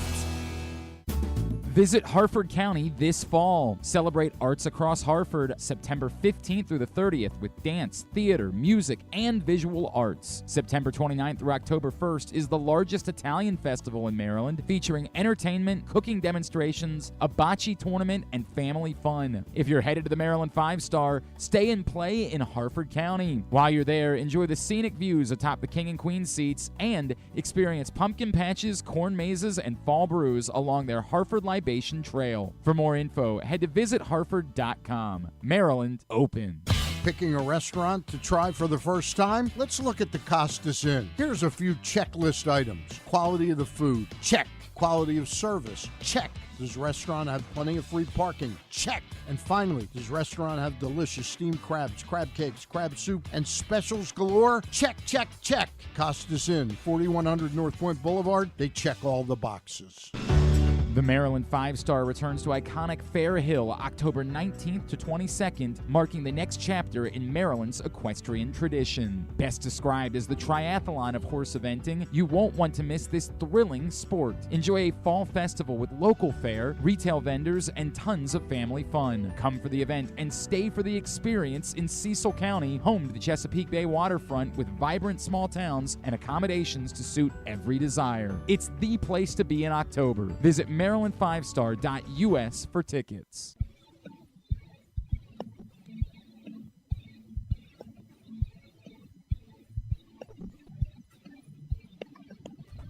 Welcome back into the bat around. We are still just so hyped that Adam Jones just called into the show. The morning after he retires as a Baltimore Oriole with a ceremony that admittedly had me choked up for about 15 minutes last night. First, it was seeing Adam Jones come in, seeing everybody cheer about him, and then all the former players, being on the field and the video montage and all that, and just awesome to see. And then I'm looking around, and I'm looking at a packed house, just nothing but orange and black, looking at a packed house. And it reminded me of 2012, the Cal Ripken statue game. Yeah. When I walked in, right as Matt Wieters was hitting a 3-run homer, and all I saw was a sea of orange in the first inning. And it reminded me of that, and that got me choked up. My wife thinks it's endearing that stuff like this hits me right in the feels. And maybe it is. I can't help it, man. I love the Orioles. I love this team. I love this town. I wish they would have played better. I wish they would have played better last night because that atmosphere was just awesome. There was a potential to have that place rocking, collapsing that stadium, and they didn't come out hitting. They haven't for quite a few days. Yeah. Now. But definitely awesome that Adam called in. That was. Well, one of probably the highlight of my hosting this show was getting to have Adam Jones. Yeah, we've had some. I mean, we've had Gunnar Henderson. We've had Ken Singleton was a really cool guest. We've had some really cool ones, but Adam Jones is different because just of what he's done here and played a longer career than those other two guys as well. Obviously, so maybe next to Frank Robinson, the most prominent and best outfielder in Orioles history. And he's probably the most likable guy in Orioles history. Like Brooks Robinson's super likable, but not so much, I guess, our era. Adam Jones is just so likable and nicest guy, gives back to the community. He does everything you would want a star player in a community to do. So it's it's Adam Jones. What more needs to be said? Exactly. Now it's time for everybody's favorite. It's not everybody's favorite. Everybody's favorite. The payoff pitch around the league. Heston Kearse had homers, and that was about it as the Orioles' bats remained dormant in an embarrassing 2-hit performance, losing to the Rays 7-1 to fall into a virtual tie for the AL East Division lead. In a game that was as meaningless last night as it will be tomorrow, the Yankees scored 4 in the ninth to turn a 5-3 deficit into a 7-5 lead, winning over the Pirates by that same score. Luis Ariz homered twice, the second of which highlighted a 5-run seventh, as the Marlins downed the Braves 9-6 to keep their wild card hopes alive. Jose Barrios struck out 8 over 7 shutout innings, and Vladdy Jr. provided all the offense with a 3-run third-inning blast as Toronto rebounded from a 4-game sweep at the hands of the Rangers to shut out Boston 3-0 and pull within a half game of the Mariners for the third wild card spot. Josh Naylor collected 4 hits and 3 ribeye steaks to back a 12K, 7 shutout inning performance from Lucas Giolito in Cleveland's 12-3 win over Texas. The Rangers' loss dropped the Orioles' playoff magic number down to 3. Jonathan India hit a 2-run shot in the top half of the 7th inning to break a 3-3 tie as the Reds held off the Mets 5-3. Royce Lewis became the first player all time to hit 5 grand slams in his first 16 career home runs, setting a franchise record with his 4th slam of the season to lead the Twins over the White Sox 10-2. Bobby Witt Jr., Nelson Velasquez, and Mike Massey each homered as the Royals surprised the Astros 4-2. For once on a Friday, Willie Adams was held hitless as Carlos Santana stole the show with 2 home runs, and Wade Friggin Miley pitched into the 6th inning to pick up his 8th win, a 5-3 Brewers victory over the Nationals. Nick Castellanos homered and drove in 3 to lead the Phillies over the Cardinals 5-4. Chase Anderson struck out 7 and allowed 1 earned run in 7 hitless innings as the Rockies took a combined no-hitter into the 9th before J.D. Davis led off with a double, eventually scoring the go-ahead run on a Wilmer Flores bases-loaded walk. But Colorado still claimed bragging rights as Elihuris Montero singled home 2 in the bottom half to walk off the Giants 3-2. Boy, that was a mouthful. Javi Baez and Jake Rogers combined for 5 hits, 5 runs, and 5 RBIs, including 2 home runs out of the 7-8 holes to lead the Tigers in an 11-1 drubbing of the Angels. Lourdes Gurriel and Alec Thomas clubbed a pair of 3-run homers to provide the necessary offense as Arizona slowed down the Cubs 6-4. The win ties Arizona with the Reds for the 3rd and final wild card spot and pulls them within a game and a half of the Cubs for the 2nd spot. Fernando Tatis Jr. homered and drove in 3, and the Padres stole 5 bases in handing the A's their 101st loss 8-3. Miguel Rojas, Zach's favorite shortstop, homered, as did James Outman, and J.D. Martinez drove in 2 as the Dodgers did the Orioles a favor, beating the Mariners 6-3. Willie Adams is my favorite shortstop, just to make sure I correct you. That can't be true. That can't be true. He's not. Well, never mind. I'll just let you finish. I don't want to get into a Willie Adams discussion. And we know his name is Willie Adames. Just for the record, we know that his name is Willie Adames. Zach, how are we looking with the comments over there? Only 2 so far that actually said they want the tickets from Superbook. I think that's part of the context where you actually have to say you want the tickets from Superbook. So, yeah. Only 2 so far. I don't know why, but... I posted on my personal Facebook page... for people to leave a comment on the Facebook stream. My wife commented wrong page. I was just posting that on my personal Facebook page in case people saw it, they could tune into the show. Let me edit this to put in. If it ends up being 2, what are we gonna do? Flip a coin? Is that how we're gonna do it? No, we'll just pick one. Okay. But guys, get creative. Get creative with this. You need to mention. I forgot to mention. You need to mention Superbook Sports. Do people believe this is not actually it's actually happening? This is actually we have 2 free. Luxury suite tickets with free food and drink for tonight's game to give you. Yeah. You just have to comment. But get creative. I want to win tickets presented by Superbook Sports. Yeah, so do I. Let's. Paul, you're gonna comment? No, I got to work tonight, man. Yeah, and I'm pretty sure I'm ineligible. My mom texted me and she said, "Can I comment?" And I said, "No, you can't comment. You can't." She could. I mean, she's somebody who tunes in. That's if she takes you, that's kind of a right. I think it's a pretty good chance that we don't pick Zach's mom. I was gonna say if she got, we're not gonna pick her.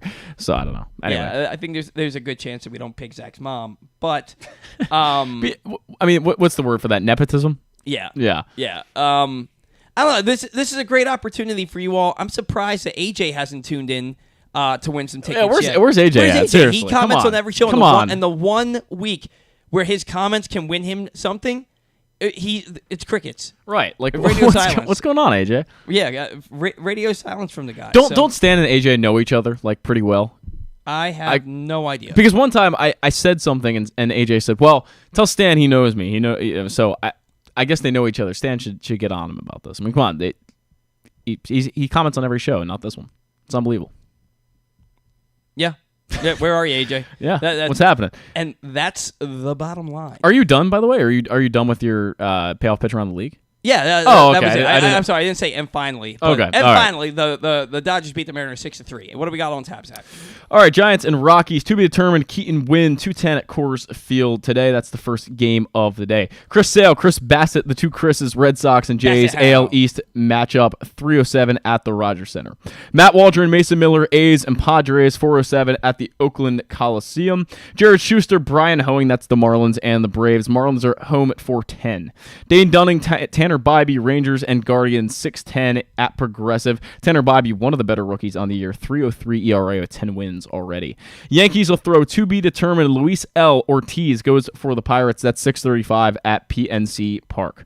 Tyler Glasnow takes on your Baltimore Orioles, and Grayson the Big Rod Rodriguez 7:05 at Camden Yards. I was waiting for Paul to smile on that one. JP France, Cole Ragans, Astros and Royals 7:10 tonight at Kauffman Stadium. Andrew Abbott, Tyler McGill 7:10. Tyler McGill, not Taylor McGill. Tyler McGill, as I should say. Reds and Mets 7:10 at Citi Field. Pablo Lopez goes for the Twins. Tuukka Toussaint goes for the White Sox 7:10 in Chicago. Trevor Williams goes for the Nats. Willie Adames and the Brewers will start Corbin Burns and at American Family Field 7:10 tonight. Ranger Suarez, Miles Michaelis, Phillies and Cardinals 7:15 at Busch Stadium. Giants will go with to be determined. Kyle Freeland goes for the Rockies. That's game 2 of a doubleheader today, 8:10 at Coors Field. Kyle Hendricks goes for the Cubs. Zach Davies, the former Orioles prospect, goes for the D-backs. That's 8:10 at Chase Field in Arizona. Sawyer Gibson Long goes for the Tigers as Tyler Anderson goes for the Angels, 9:07 at Angel Stadium. And finally, after a lot of games for today, Clayton Kershaw goes for the Dodgers, the vet, against Bryce Miller for the Mariners. That's 9:40 in Seattle. A lot of games today. That's a lot of games. That's more than usual. They play. There's 15 games Saturday. It seems like more than usual. I don't know. There's 15, I mean, are there any doubleheaders? Yes, there is a doubleheader. That's why. So it's more than usual. So that is more than usual. Giants and Rockies playing a doubleheader. 8:10 and 2:10, which I don't know how that really makes sense. That's the scheduled times, but it'll start before that. So that's 16 games. There are more games, yeah. One more unusual. One more game. You know what? We got to catch a break. Because we're going to be having Nathan Ruiz on the program. I think we're going to have to skip Orioles banter today, but that's okay because Orioles banter got replaced by Adam freaking Jones. It was going to be negative anyway. Yeah. so we'd rather have the positivity of Adam Jones, who was absolutely awesome. Phenomenal. Yeah, it was incredible. I want to remind you, today's show is brought to you by Project Game Day and Superbook Sports. The place to be after this and every Ravens game this season is PressBox's Project Game Day. Glenn Clark and Rita Hubbard will react live to every game, offering their truly uncensored opinions about the team's decisions and results in each game. Plus, they'll be joined by some very special guests during the year, and you can chime in live during each show as well. Watch the shows live at youtube.com/PressBoxOnline and watch Glenn Clark Radio or the NFL Chick on Twitter for a Zoom link that will allow you to be a part of the show. So join Glenn, Rita, and their special guest Vontae Leach this Sunday after Ravens Bengals. Project Game Day is brought to you by Superbook Sports and HelpMyGamblingProblem.org. When we come back in from the Baltimore Sun, Nathan Ruiz. That's next on the Battle Round. Gambling can be a fun and entertaining experience, but there are risks involved. If you're planning on betting on the game at the casino or on your phone or computer, know your limit, stay within it. Set a budget and a time to stop. Remember, gambling isn't a financial solution and it doesn't mix well with alcohol or drugs. Know the risks and have a plan before you begin gambling. For free and confidential services, call 1-800-GAMBLER 24/7 or go to helpmygamblingproblem.org. It's a Maryland thing you wouldn't understand. Where the waves meet the shore, you will find Dorchester County. Hi, this is Jimmy Charles. When I think of Maryland, I think Dorchester County on the eastern shore where it's open for making memories. Dorchester County, it's a Maryland thing. For more info, visit www.visitdorchester.org. It's a Maryland thing. Hell yeah. It's a Maryland thing. Hell yeah.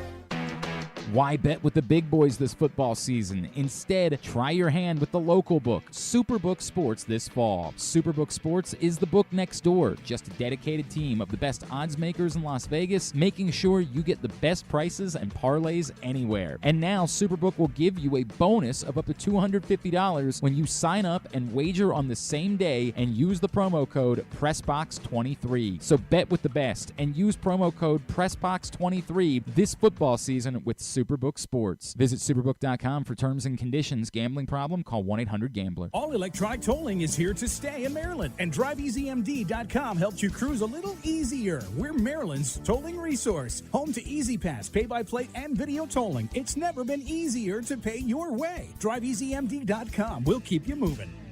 Picking a restaurant to try for the first time? Let's look at the Costas Inn. Here's a few checklist items. Quality of the food? Check. Quality of service? Check. Does restaurant have plenty of free parking? Check. And finally, does restaurant have delicious steamed crabs, crab cakes, crab soup, and specials galore? Check, check, check. Costas Inn, 4100 North Point Boulevard. They check all the boxes. Visit Harford County this fall. Celebrate Arts Across Harford September 15th through the 30th with dance, theater, music, and visual arts. September 29th through October 1st is the largest Italian festival in Maryland, featuring entertainment, cooking demonstrations, a bocce tournament, and family fun. If you're headed to the Maryland 5-Star, stay and play in Harford County. While you're there, enjoy the scenic views atop the King and Queen seats and experience pumpkin patches, corn mazes, and fall brews along their Harford Libation Trail. For more info, head to visitharford.com. Maryland open. What's up, everyone? It's Tyus Bowser, and I've had so much fun hanging out with Rita and putting up with Glenn the last couple years that I've decided to do it again. Season 3 of the Tyus Bowser Show is happening this year, as we'll be all over town, giving you the chance to get to know me and some of my teammates. As we talk football, life in general, and just say what needs to be said. You can find out more about the show by going to PressBoxOnline.com/Bowser. If you don't live in the area, you can watch the shows live on Facebook and YouTube. And if you miss one, you can listen Friday nights at 105.7 The Fan. So we'll see you all season long for the Tyus Bowser Show, a partnership of PressBox and Great Ace Memorabilia. Gambling problem? Call 1-800-GAMBLER or go to helpmygamblingproblem.org. The next Tyus Bowser Show is Tuesday, September 26th at Guilford Hall Brewery in Station North. It's brought to you by Superbook Sports.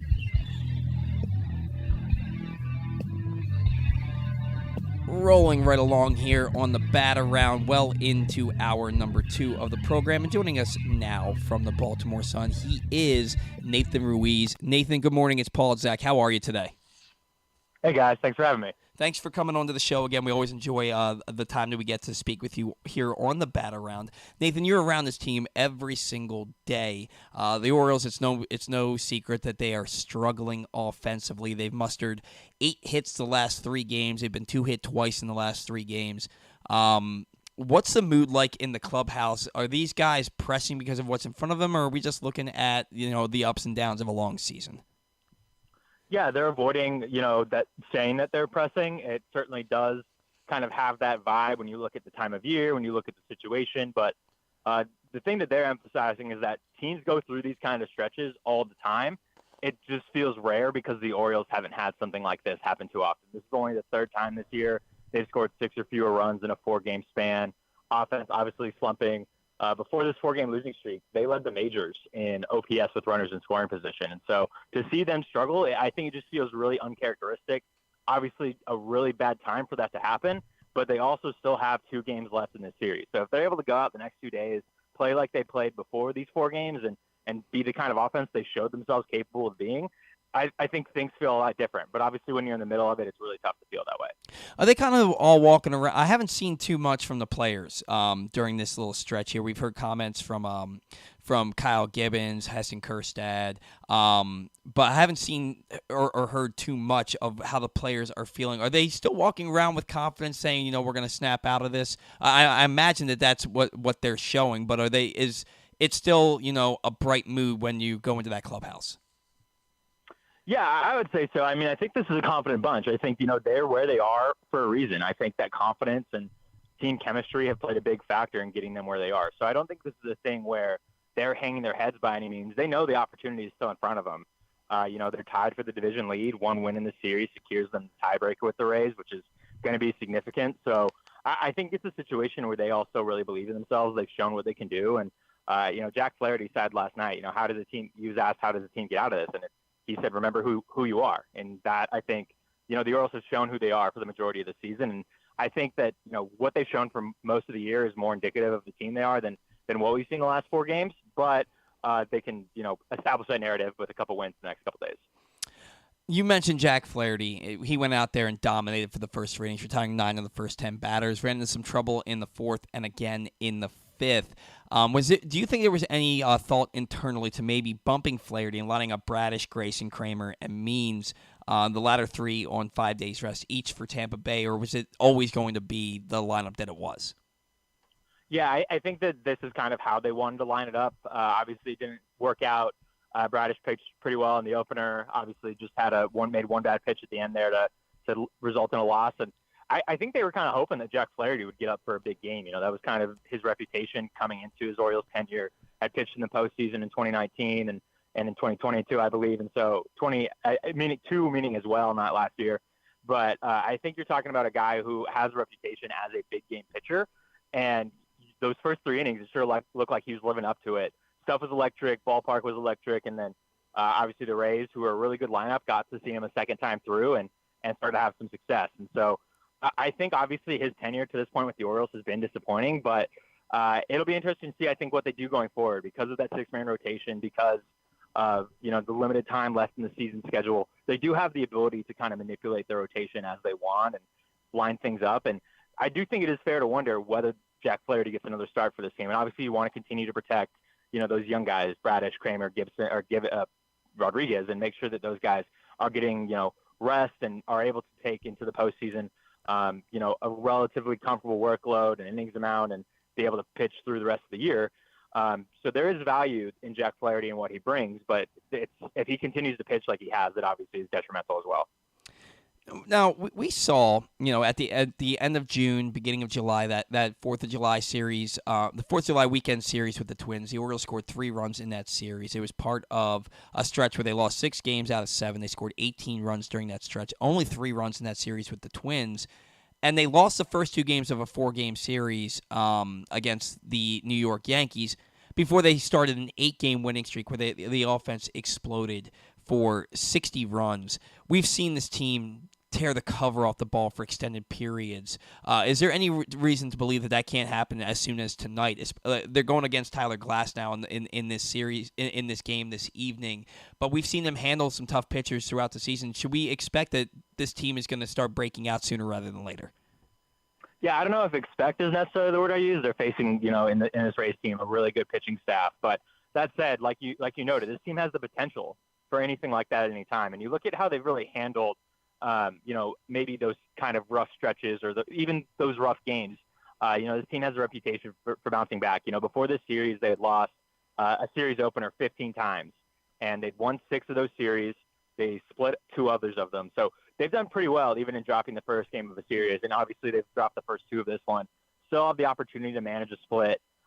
Even just getting 1 win, I think, is significant. I'm sure people would be disappointed if the Orioles go 1-3 in the series, but getting 1 win gives them the tiebreaker of the Rays. It puts them in a decent position going into the stretch run here. So I do think that this offense has the potential to break out of this. Again, the Rays are going to limit their potential to do that just because they are such a good pitching staff. But I think just when you look at what this team has done this season overall offensively, where it hasn't just been dependent on one guy, there usually has been 1 or 2 or 3 guys who are hot at a given time, kind of just moving around the lineup.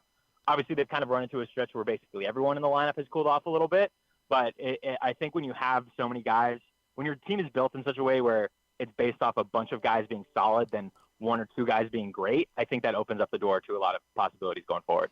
You mentioned a lot of guys are struggling right now. Adley Rutschman at the forefront of that. He's hitting just 180 in September. I think he's hitting just about 220 over his last 30 games.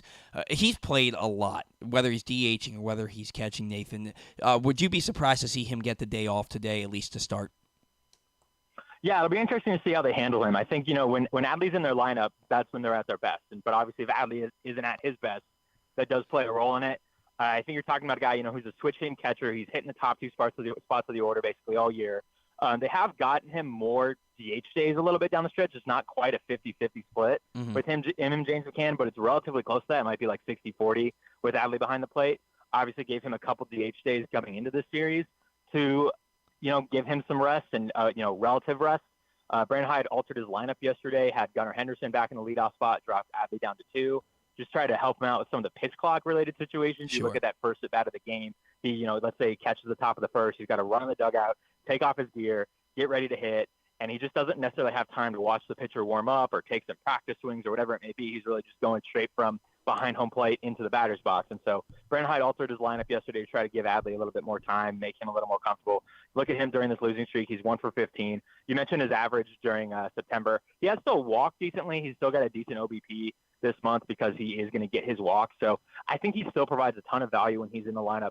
I do think that obviously this is not the kind of stretch you want to see out of your young superstar, but that said, the best version of the Orioles has Adley Rutschman playing a significant role for them. And so I think, I think if you're going to try to win a game against the Rays, you want Adley Rutschman out there. It might be James McCann behind the plate in a DH day, but they're going to do what they can to win both of these upcoming games. And I think that most likely involves Adley Rutschman in the lineup in some form. And a lot of people have noticed it looks like a lack of intensity or effort with Aaron Hicks playing the outfield. Last night he's patrolling the biggest, most cavernous part of Camden Yards and jogging after baseballs. We saw him not come up throwing on that base hit the night before, where if he comes up firing, the throw that he made is they probably get the out at home plate. They lose that game by a run. Is there something going on that we don't know? We know he's had the 2 leg injuries that have hampered him this season. Have they told him to kind of take it easy? Is he taking it easy on his own so that he can stay in the lineup? Or is that just kind of how he plays his game? Because it has been rather noticeable to more than just me over the last few weeks. Yeah, I'm not sure about, the specifics of anything with that. Obviously, I've noticed it too, especially on that ball last night, with the Randy Arozarena hit. He wasn't able to catch it. Randy Arozarena takes a sharp turn around first base, and the Orioles aren't able to get him out because Adam Frazier also double clutched in throwing. So just kind of a rough defensive showing for the Orioles veterans the last couple of days. And I do think, the best version of the Orioles outfield defensively probably does have Aaron Hicks out in right field in place of Anthony Santander. Just when you look at the arm that Aaron Hicks provides, there was a couple of plays last night where you look and you would say, man, you would have loved having Cedric Mullins' range in place of Aaron Hicks's, and you would have loved having Aaron Hicks's arm in place of Cedric Mullins's, but that's not quite how baseball works. Brandon Hyde is trying to keep guys like Mullins and Hayes and Santander rested, and with the way their roster is kind of constructed right now, that means that getting hit starts for Aaron Hicks, who is a switch hitter who can, start against lefties and righties.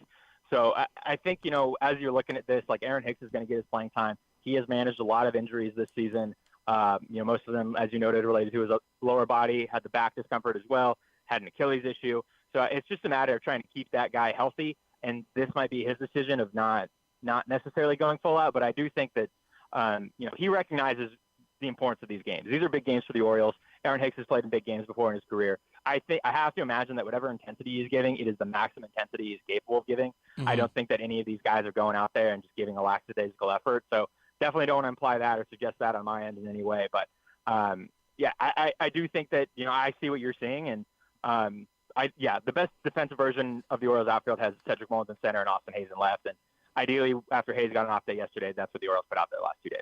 Yeah, I would imagine that would be the case, and that was certainly my implication, not Nathan's. I'm the one putting that out there into the stratosphere. Now, Nathan, I want to make a preemptive statement with this. I think that Brandon Hyde has done a fantastic job this year. I think that he has the Orioles in position to win a division title, and that he's done a phenomenal job with this team to this point in the season. My one gripe with Brandon is I feel like he matches up too much. And we saw last night Heston Kjerstad, the lone offensive spark for the team last night. He hits that long home run, his first major league hit, first major league home run. And then he's pinch hit with Austin Hayes in the 8th inning with runners on first and second and nobody out. And in the minors, he had pretty even splits. He hit 301 against right-handed pitching and 304 actually against left-handed pitching with an OPS well above 800 against both sides. Is Brandon Hyde are the matchups too much? At what point should he start giving these guys an opportunity to prove their worth, like Jordan Westburg and Heston Kjerstad, where they just gave you a big hit. Let's see if they can do this in this big situation. Yeah, it's definitely an interesting I didn't really question it last night when he pinch hits Hayes, who's a right-handed hitter, against Jake Diekman, who's a left-handed pitcher, for Heston Kjerstad, who is a left-handed hitter playing in the second major league game. I maybe didn't question it because that is how he's operated all season, where he's played these platoon matchups and sought advantages. And I do think there are times where he's a little beholden to that. Like Ramon Arias has had reverse splits for much of the season and really much of his career, but we still mostly see him in against left-handed pitching. So I didn't necessarily make a big deal about that situation last night personally. I understand, fans want to see Heston Kjerstad. He just got his first big league hit, first big league home run. He's, like you mentioned, he's kind of the only guy who had solved the Rays pitching that night to that point. So I do understand where that comes from, but at the same time, from a strategic level, I think the better matchup is Austin Hayes against a left-handed pitcher. We saw kind of a similar thing with Kyle Stowers, where he put up really good AAA numbers against left-handed pitching, but then didn't get a ton of opportunities against them in the majors. And I think, it's easy to look at, hop on someone's baseball reference page and look at their minor league splits and say, well, they hit left-handed pitching really well. But the Orioles have more information than that. That's true. They actually see things, how the hitters react to different pitches and how their swing is. Like, they know a lot more than we do at the end of the day. And so I think that, whatever information they have on how Heston Kjerstad hits left-handed pitching and whatever information Brandon Hyde has been provided on how Heston Kjerstad hits left-handed pitching, he wanted to go to Austin Hayes in that spot. He was trying to win a game. Even though the Orioles were down big at that time, he's trying to find a way to rally and come back. I get where fans come from on this. You look at a guy like Ryan O'Hearn, who hasn't gotten a ton of opportunities against left-handed pitching, despite putting up really good numbers. But the reason he's putting up really good numbers is partially because he's being limited against left-handed pitching. Yep. He's just going out there and mashing right-handed pitchers. So I think that's what, a big part of why this team has success is Brandon Hyde has played those matchups. Again, he has been beholden to them at times. You mentioned Jordan Westberg. I think Jordan Westberg has kind of avoided platooning to an extent. I think he's played pretty regularly. Obviously gets the occasional day off for a Jorge Mateo or an Adam Frazier or a Ramon Arias. But for the most part, I think he has played against both righties and lefties. And obviously we saw it with, Colton Cowser, I think, kind of got a bit of a platoon situation in his limited time. We've seen it with young players. It's going to happen. It's part of the game. It's things that young players go through. You look at Gunnar Henderson still in there against lefties most days, started to have more success against them. But he's going to put out what he thinks is the optimum 9 for that day. And that's not just a decision Brandon Hyde is making. They have an advanced scout team, the front office, the analytics department, they're all involved in these decisions as well. And it's just a matter of trying to put out the best starting 9 for that given day. Yeah, and look, that lineup that he put out last night, but I thought that was the best lineup that they could put out on the field against that starting pitcher. I had no issues with that. Just sometimes, you want to see Jordan Westberg get the opportunity to prove himself late in the game in those big situations. And, I know fans want to see the young guys who are these hype prospects get opportunities. So, speaking of Heston Kjerstad, if he was replacing an injured player, he would be eligible for the postseason. People keep talking about, he's replacing an injured player. Ryan Mountcastle didn't go onto the injured list. So is Heston Kjerstad eligible for the postseason? I don't believe that he is. No, he is. So it's kind of a confusing situation because of the way the rule is written. But basically, because he was in the organization as of August 31st, he can be made eligible for the postseason even if he wasn't on the 40-man roster. Okay. The rule is replacing an injured player who has spent like the minimum amount of time on the injured list for the season. So basically, because the Orioles have Dylan Tate and Keegan Aiken still on the injured list, the Orioles basically could say one of those two players isn't eligible for the postseason because they've spent, I believe they're both on the 60-day as of now. Mm-hmm. Because they've both spent the 60 days on the injured list, the Orioles can say, well, Heston Kjerstad is taking their place as playoff eligible. So that's how it works. So they can't make that same maneuver with Jorge Lopez because he was not in the organization. But basically, any player who is in the organization as of August 31st can be made postseason eligible if you have enough injured list candidates or injured list players who have spent the requisite amount of time. So Gotcha. It's just like a little semantics thing. But yes, Heston Kjerstad could pretty easily be made playoff eligible. Okay, well that makes sense. I thought you had to be on the 40-man by August 31st or be replacing an injured player, but I technically they are replacing an injured player, so you're right. So I got another one for you then, Nathan. The magic number. You've been the guy for the Orioles beat writers coming out with the Orioles magic number scenarios. It's been a weird thing to try to figure out here, but it shrank down to 3 last night with the Rangers loss. It didn't shrink with the Mariners loss, however, last night. What has to happen for the Orioles to clinch this weekend, if that's even possible? Yeah, it definitely does remain possible, and actually because of, it now being 3, they don't actually even have to win both games against the Rays. That obviously would make it easier. So if the Orioles are able to win both of the next games, manage a series split, they can get in 3 different ways from that point.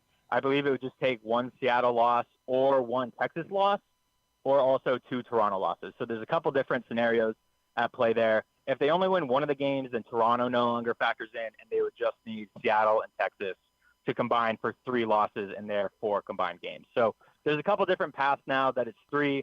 It's all a little convoluted, and I'm sure people look at it and just see that, Toronto is the first team out of a playoff spot and are trying to do it that way. But it really just comes down to the fact that Seattle and Texas still have 7 games against each other. So one of them is guaranteed at least 4 losses. There's scenarios where Houston ends up in a 3-way tie for the AL East lead, and that convolutes tiebreakers. There's just a lot of things. I've spent way too much time playing around and look at the MLB.com standing page over the past week. But yeah, it's right in front of them. Obviously, the goal remains to win the American League East. But yeah, so I think they can obviously help themselves in both efforts and clinch a playoff spot at the end of this weekend. But yeah, it's possible as soon as Sunday. Obviously, the farther we get, the more possible scenarios there are for them to do that. It's really hard to envision the scenarios coming to play where they don't make the playoffs with, Right. 1 or 2 more wins. But, they exist, and thus the magic number is 3, despite the unlikelihood of those other options. But it does remain possible by the end of this weekend. They do need some help for that to happen, but they also need to go out and win. Yeah, they absolutely need to go out and win. That's the most important thing, which brings me to the final Orioles question here for the segment. This team's either been in first place or had a share of first place since July 19th. Making the playoffs after losing 110 games 2 years ago is a huge accomplishment for this team. I think we all agree that with the way they've played this year, they seem to be ahead of schedule. Do the players look at it as a failure if they don't win the division? Yeah, I think so at this point. I think they've, raised outside expectations. It's interesting to kind of look at how upset fans are, and understandably so. The team's not played well. I totally get it. And I'm not saying you should be happy to be here by any means, but I do think, coming to the season, the message was this is a team that hopefully makes the playoffs.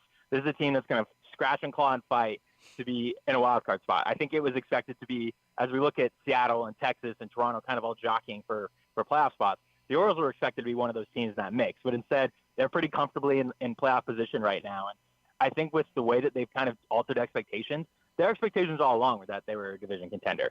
And, they've gone out and they've shown that. And I think that their expectation and their hope and their drive is to win this division and, show a lot of people what they're capable of. And yeah, I do think this season is a disappointment, especially if you look at a team that had a 4-game lead in this division a week ago. I think they're certainly hoping to win the division, and it would be a disappointment if they don't do that.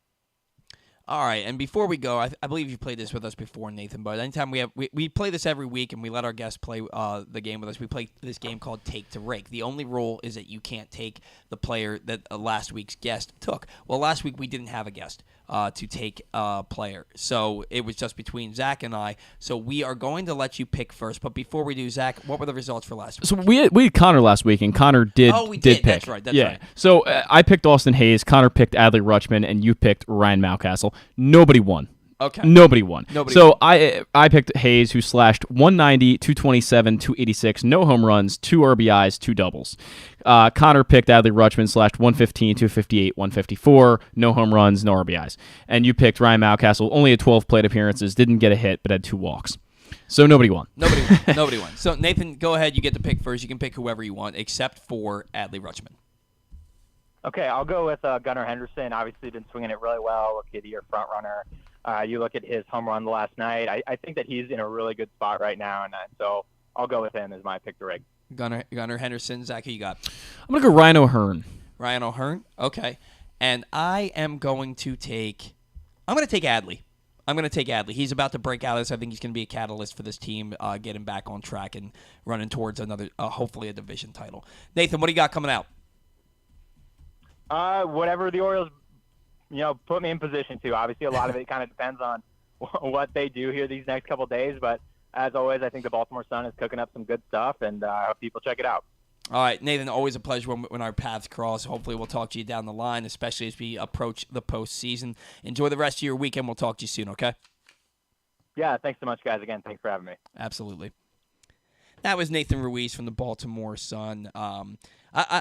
When Nathan posts on Twitter, I love the way he posts because like he doesn't hold back his opinion about what's going on, but he posts it in a way where it's not controversial. Jacob Calvin-Meyer, the other guy for the Baltimore Sun, does kind of the same thing, and he just wrote an article. I saw Nathan retweeted it about Jack Flaherty's start last night. He basically said, just to read the headline, everyone should go read it because I haven't read it yet, but it was basically about Jack Flaherty's failure to be the big name, the big pitcher the Orioles needed down the stretch. So. Well, what about a Nathan Ruiz article? He just retweeted that, so I'm just reading that from the Baltimore Sun. Want to remind you, today's show is brought to you by the latest edition of Press Box, which is available now. On the cover, Bo Smolka dives into what's next for Lamar Jackson after receiving one of the biggest contracts in football history. Is he ready to take the Ravens to the next level with new offensive coordinator and new wide receivers? Also inside, we look at what new football coaches Brian Newberry and Pete Shinnick bring to Navy and Towson, respectively, and we meet players from the college football and soccer programs around the state. Pressbox is available for free at over 500 area locations, including 60 Royal Farm stores, and you can always find the entire edition, as well as the best daily coverage of the Orioles, Ravens, and Terps at PressBoxOnline.com. When we come back in, we'll close things out with our Orioles final thoughts and some Ravens final thoughts. That's next on the Bet Around. Maryland drivers, did you know you can save up to 77% on tolls with an Easy Pass Maryland discount plan? That's right, 77%. It's never been easier. Pick the plan that's right for you at driveezmd.com. We'll keep you moving. The Maryland 5-Star returns to iconic Fair Hill October 19th to 22nd, marking the next chapter in Maryland's equestrian tradition. Best described as the triathlon of horse eventing, you won't want to miss this thrilling sport. Enjoy a fall festival with local fare, retail vendors, and tons of family fun. Come for the event and stay for the experience in Cecil County, home to the Chesapeake Bay waterfront with vibrant small towns and accommodations to suit every desire. It's the place to be in October. Visit Maryland5star.us for tickets. Gambling can be a fun and entertaining experience, but there are risks involved. If you're planning on betting on the game at the casino or on your phone or computer, know your limit, stay within it. Set a budget and a time to stop. Remember, gambling isn't a financial solution, and it doesn't mix well with alcohol or drugs. Know the risks and have a plan before you begin gambling. For free and confidential services, call 1-800-GAMBLER 24/7 or go to helpmygamblingproblem.org. Whether your focus is luxury and comfort, convenience and technologically advanced connectivity, or sporty performance and aggressive styling, we've got the perfect Highlander for you. Check out buyatoyota.com for deals on new Highlanders from your local Toyota dealer today. What's up, everyone? It's Tyus Bowser, and I've had so much fun hanging out with Rita and putting up with Glenn the last couple years that I've decided to do it again. Season 3 of the Tyus Bowser Show is happening this year, as we'll be all over town, giving you the chance to get to know me and some of my teammates. As we talk football, life in general, and just say what needs to be said. You can find out more about the show by going to PressBoxOnline.com/Bowser. If you don't live in the area, you can watch the shows live on Facebook and YouTube. And if you miss one, you can listen Friday nights at 105.7 The Fan. So we'll see you all season long for the Tyus Bowser Show, a partnership of PressBox and Great Ace Memorabilia. Gambling problem? Call 1-800-GAMBLER or go to helpmygamblingproblem.org. The next Tyus Bowser Show is Tuesday, September 26th at Guilford Hall Brewery in Station North. It's brought to you by Superbook Sports. 6 chicken tenders made from fresh, never frozen Royal Farms world-famous chicken, a family-sized order of Western fries, honey mustard dipping sauce, and a 2-liter bottle of Dr. Pepper. It's Royal Farms' new Tucker's Tenders Meal. It's Justin Tucker's favorite, and at only $19.99, it'll be your favorite meal, too. The new Tucker's Tenders Meal, available only at Royal Farms. Now you can kick back, relax, and eat like a champion. Real fresh, real fast, Royal Farms. It's a Maryland thing you wouldn't understand. Where the waves meet the shore, you will find Dorchester County. Hi, this is Jimmy Charles. When I think of Maryland, I think Dorchester County on the eastern shore where it's open for making memories. Dorchester County, it's a Maryland thing. For more info, visit www.visitdorchester.org. It's a Maryland thing. Hell yeah. It's a Maryland thing. The The latest edition of PressBox is available now. On the cover, Bo Smolka dives into what's next for Lamar Jackson after receiving one of the biggest contracts in football history. Is Lamar ready to take the Ravens to the next level, now with a new offensive coordinator and new wide receivers? Also inside, we look at what new football coaches Brian Newberry and Pete Shinnick bring to Navy and Towson, respectively. And we meet players from the college football and soccer programs around the state. PressBox is available for free at over 500 area locations, including 60 Royal Farm stores. And you can always find the entire edition as well as the best daily coverage of the O's, Ravens, and Terps at PressBoxOnline.com.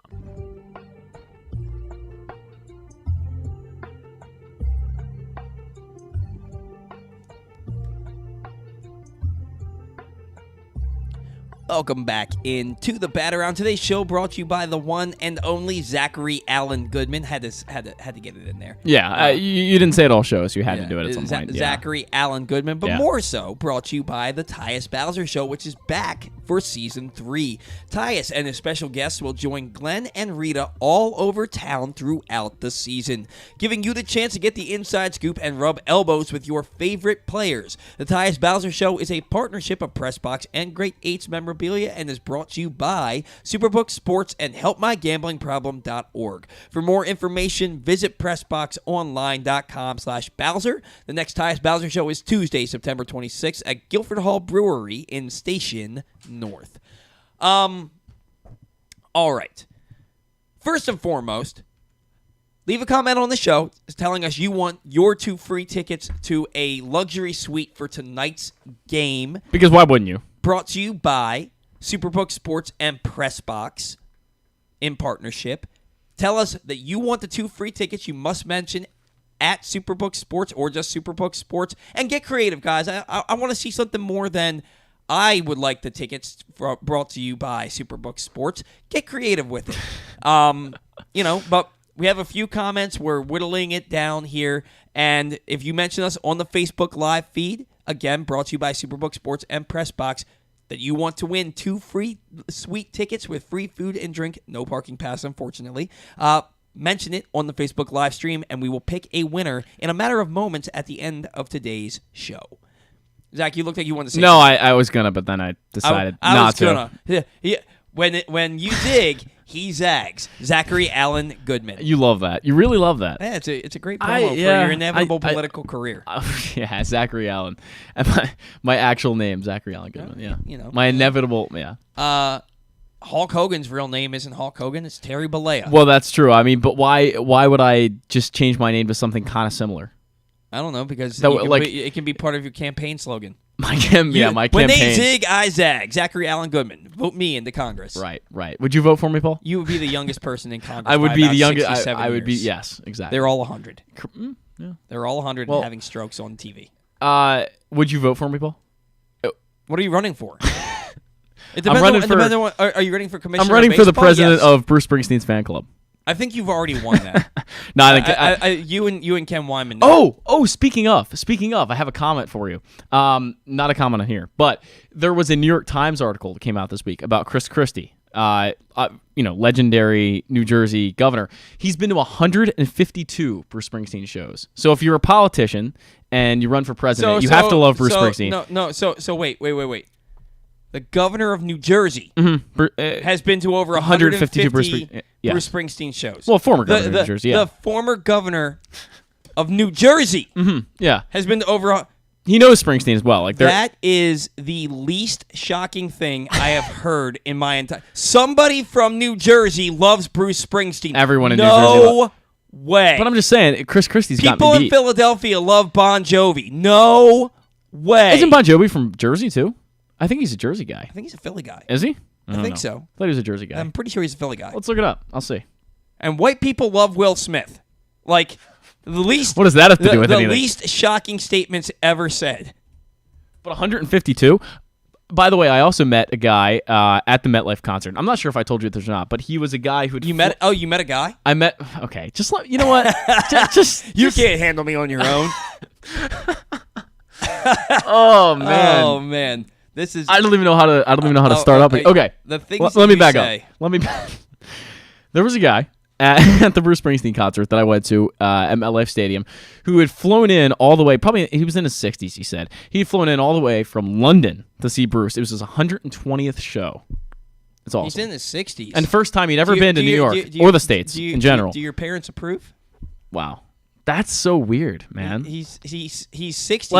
Like are you? Is he rich? Are you a gold digger? Yeah, obviously. Bon Jovi, by the way, Sayreville, New Jersey. So that's probably like South Jersey. It's probably really close to Philly. Probably, yeah. Yeah, it's a borough in Middlesex County. I don't know where that is. Middlesex, New Jersey. Yeah, well, I would hope so. No, it's actually I don't know, it doesn't matter. I guess I really thought Philadelphia because Bon Jovi is like a. No, it's actually right near where Springsteen's from. Springsteen's from Freehold, and that's actually really close. I hate that right you down just the road. know off the top of your head where Springsteen's Oh, from. I've been to his childhood home actually. It was awesome. It was really cool.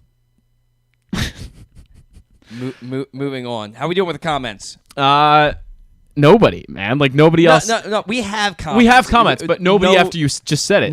Get creative with it. Nobody decided to get creative. No new comments. You guys are really like going all out here. I cannot believe AJ hasn't commented. I feel like people. Well, he did. He said, "Is Heston Kjerstad starting tonight?" I do not know. Unfortunately, but he's not. He's not trying to get 2 free tickets to a luxury to a suite. box Right. This evening. I think the parking press might be the deal breaker. No for parking. Right. Right. I don't know. I don't think we're. Do you realize we're giving you hundreds of dollars? There's not Bryce. Who was the country singer? Bryce Smith or something from last night? Brent Young, whatever. Bryce Young, the quarterback for the Panthers. It was something. It was I can't even remember. It's not Brent Smith. That's the lead singer of Shinedown. But I don't know. Couldn't have told you that either. I don't know. I would much rather go see a Shinedown concert than a Bruce Springsteen concert. All right. They're a good band. Yeah. Well, you know. All right. O's final thoughts. I don't understand bringing up Brian Baker instead of Mike Baumann. Mike Baumann was lighting it up down at AAA. Baker was pitching to a 5.40 ERA. He comes in, throws one pitch, and it's a 3-run homer. Completely puts the game out of reach. Just grooved it middle. Yeah. Oh, Brian Baker throws a 98-mile-an-hour fastball. I wonder what pitch he's going to throw in his first attempt back. He's not I wonder what he's going to throw. The guy's sitting dead red on. Now look, he did retire the next 8, but it doesn't negate the fact that he gave up a 3-run freaking homer on his first pitch back. DL Hall last night also. DL Hall did not get the job done last night either. They gave him an out, and he still couldn't get the out. Just a bad pitching performance, but it doesn't matter. They could have given up 1 run, they could have given up 2 runs, and the Orioles would have lost last night because they can't hit right now. I think they're going to break out of it. I think it's going to happen tonight. This team's too good not to. But they got to get it together. This is the home stretch. You're playing the team that you're trying to fend off. You've been in first place for 2 months, and you're going to let them run you down now? Right. All you got to do is win 1 game, and you hold the tiebreaker. Right. You cannot leave the series not in first place if you win 1 game. And don't let it come down to tomorrow. Win today so that you have an opportunity to split tomorrow. 100%. And leave here with essentially a 3-game lead in the division. Tampa Bay has lost so many players this year.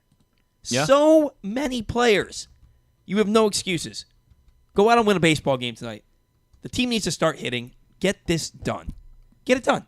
It's hard to add to that. I mean, that's the simple way to put it. They've got to get things going, and I believe they will, but let's hope it's now and not a week and a half from now, because then it might already been too late to do what they need to do. So they got to keep it hot for the playoffs, though. That's important. And your life isn't getting any easier because you're going to Houston. Right. You're going to Houston. Right. Houston's trying to fend off Seattle and Texas, so it's not.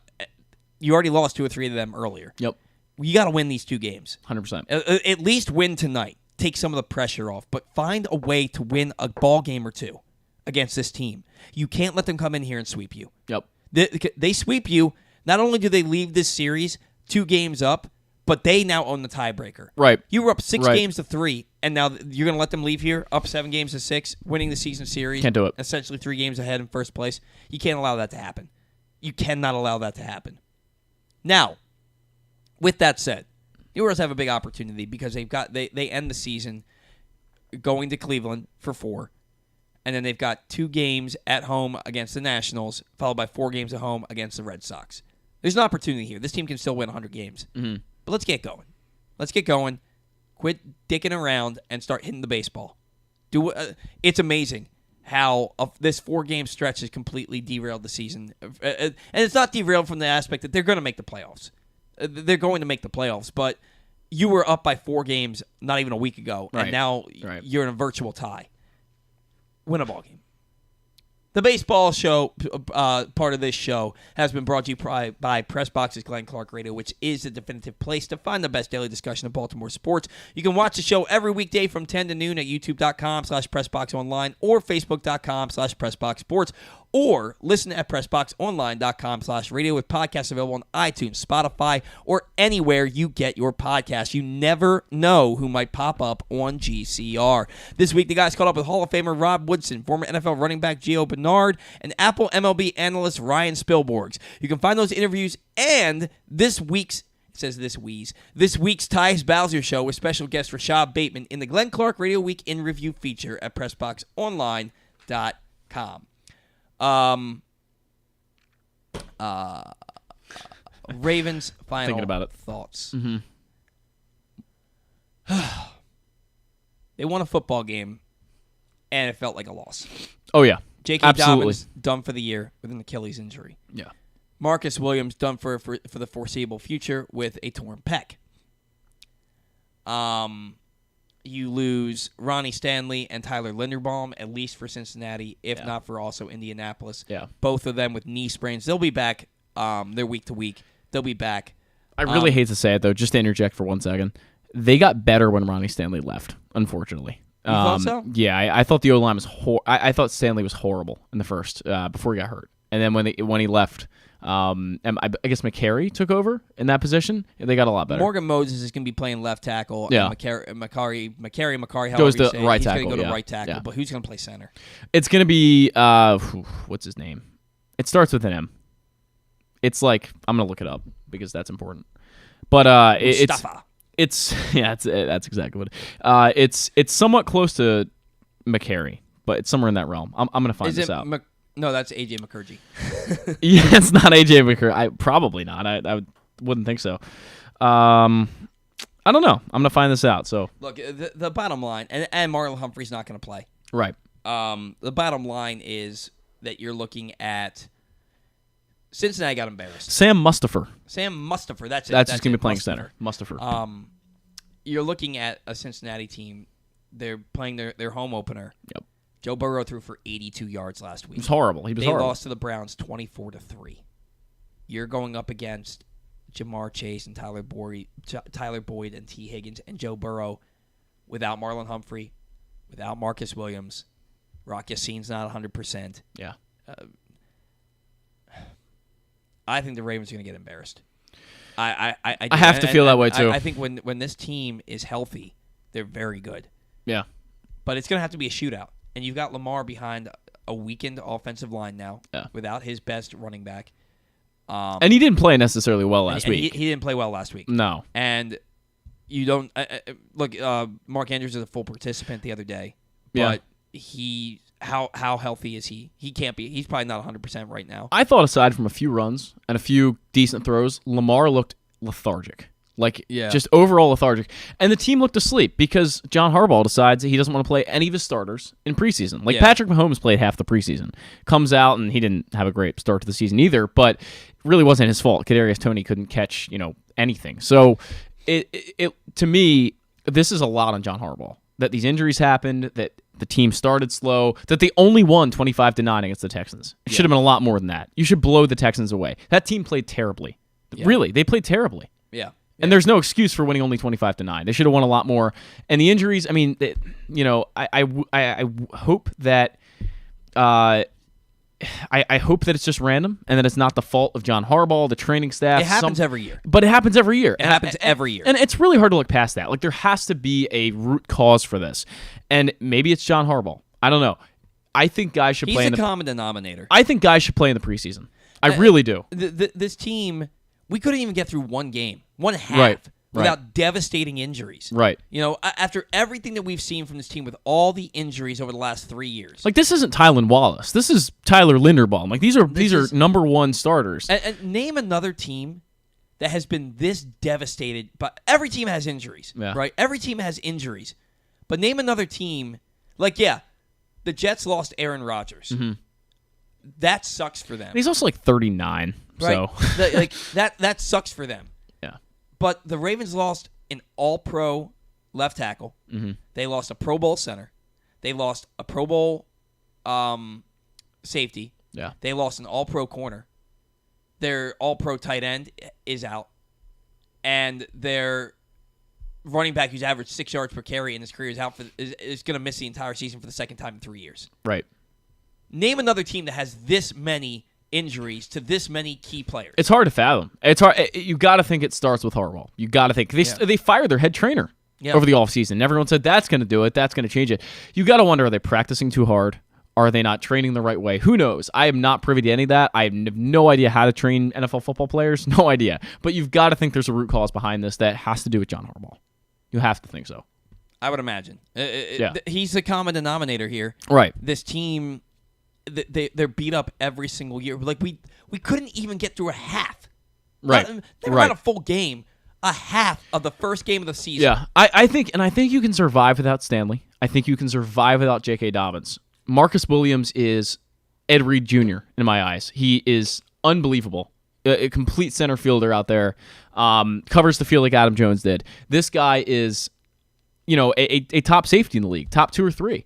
And he's going to be out probably 9 weeks, 10 weeks, longer. And then Tyler Linderbaum is arguably the best center in football. He's up there.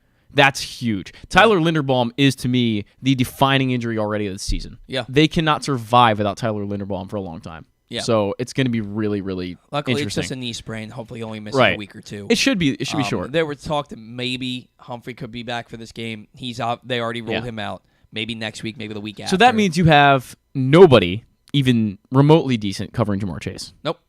So nope. Yeah, it's going to be And rough. even if you double him, you got to deal with Tyler Boyd. Right. And T. Higgins. Right. And Joe Burrow can put it to anyone. I mean, Joe Burrow is one of the best. And here's the thing. When the Ravens have health on defense, they shut Joe Burrow down last year in 3 definitely. games. He talks so much trash after throwing for like 1,000 yards and like 9 touchdowns in 2 games against the Ravens, who have bag boys playing in their secondary in 2021. Yeah. And then when he had to actually play the Ravens' real defense, he looked like garbage against them. And now we're going to have to deal with him coming out. And he's going to throw for 400 yards tomorrow. Yeah. He's going to throw for at least 4 touchdowns tomorrow. And we're going to have to watch that and hear him talk all that trash again. Cannot wait for Thursday Night Football in Baltimore. Yeah. Hopefully the everyone's healthy. Hopefully everybody's healthy and we can really punch him in the face. Not the mouth, the face. Punch him straight in the face. Look, my prediction for tomorrow's game, pain. It's going to be the Ravens won't be inept on offense. So I'm going to say Cincinnati 37, Ravens 27. That was pretty close to what I was going to say, actually. To change it up a little bit, I'll go 31-21. Another 10 point, another 10-point win for Cincy. All right, we'll see how it goes. I don't have a lot of hope. You know when watch, because we said that the Ravens will go out. Actually, what am I talking about? Justin Tucker's going to kick a field goal. 31-24. 31-24. Yeah. Okay. Because we're doubting them. I almost always pick the Ravens. Same. Yeah, I do almost too. always pick the Ravens to win. I do not see how it happens. I do not see. I don't either. Don't see. I don't either. All right. More importantly, Orioles need to go out and win a game tonight. You got Tyler Glasnow squaring off against Grayson Rodriguez. Hopefully, they start putting some bats to balls and making a difference with the offense, because that's the main reason they've lost 4 straight. Is they just have not been correct. Being 2 hit twice in 3 days. It's hard to fathom. Yeah, it's pretty freaking bad. It's like they went from the hottest of hot to the coldest of cold overnight. Yeah. It's been awful. We do need to pick a winner. Yeah, you can pick the winner, Wall. Has anybody jumped in since? Nobody's jumped in since. AJ said John Harbaugh's awful, but unfortunately that does not qualify. Yeah, AJ, I guess maybe he can't go to the game. Yeah, that's understandable. Maybe that's what it is, and he knows that if he commented, we'd probably pick him because he comments on the show every week. All right, our winner is Tyler Horton. You have won 2 tickets to a luxury suite with free food and drink, courtesy of Superbook Sports and Press Box. We need your email address. John Colson will get those tickets sent over to you via email by this afternoon. You and 1 lucky guest will be attending tonight's Orioles game from the luxury and comfort of a suite at Camden Yards. Again, brought to you by Superbook Sports. Thanks to everyone for tuning in. Thank you to Adam Jones, the captain, Adam freaking Jones, calling in the morning after his Orioles retirement ceremony to give us 15 minutes on the bat around. Just an awesome, awesome, and surprise segment with Adam Jones. Thank you so much for calling into the show, Adam. We love you. Thank you to Stan the Fan Charles for his weekly segment. Thank you to all of our sponsors. Without you, we don't have a show. Thank you to all of our fans and listeners. Without you, we certainly don't have a show. Thank you to Zachary Allen Goodman. When we zig, he zags, for the wonderful work that you do on our show each and every week.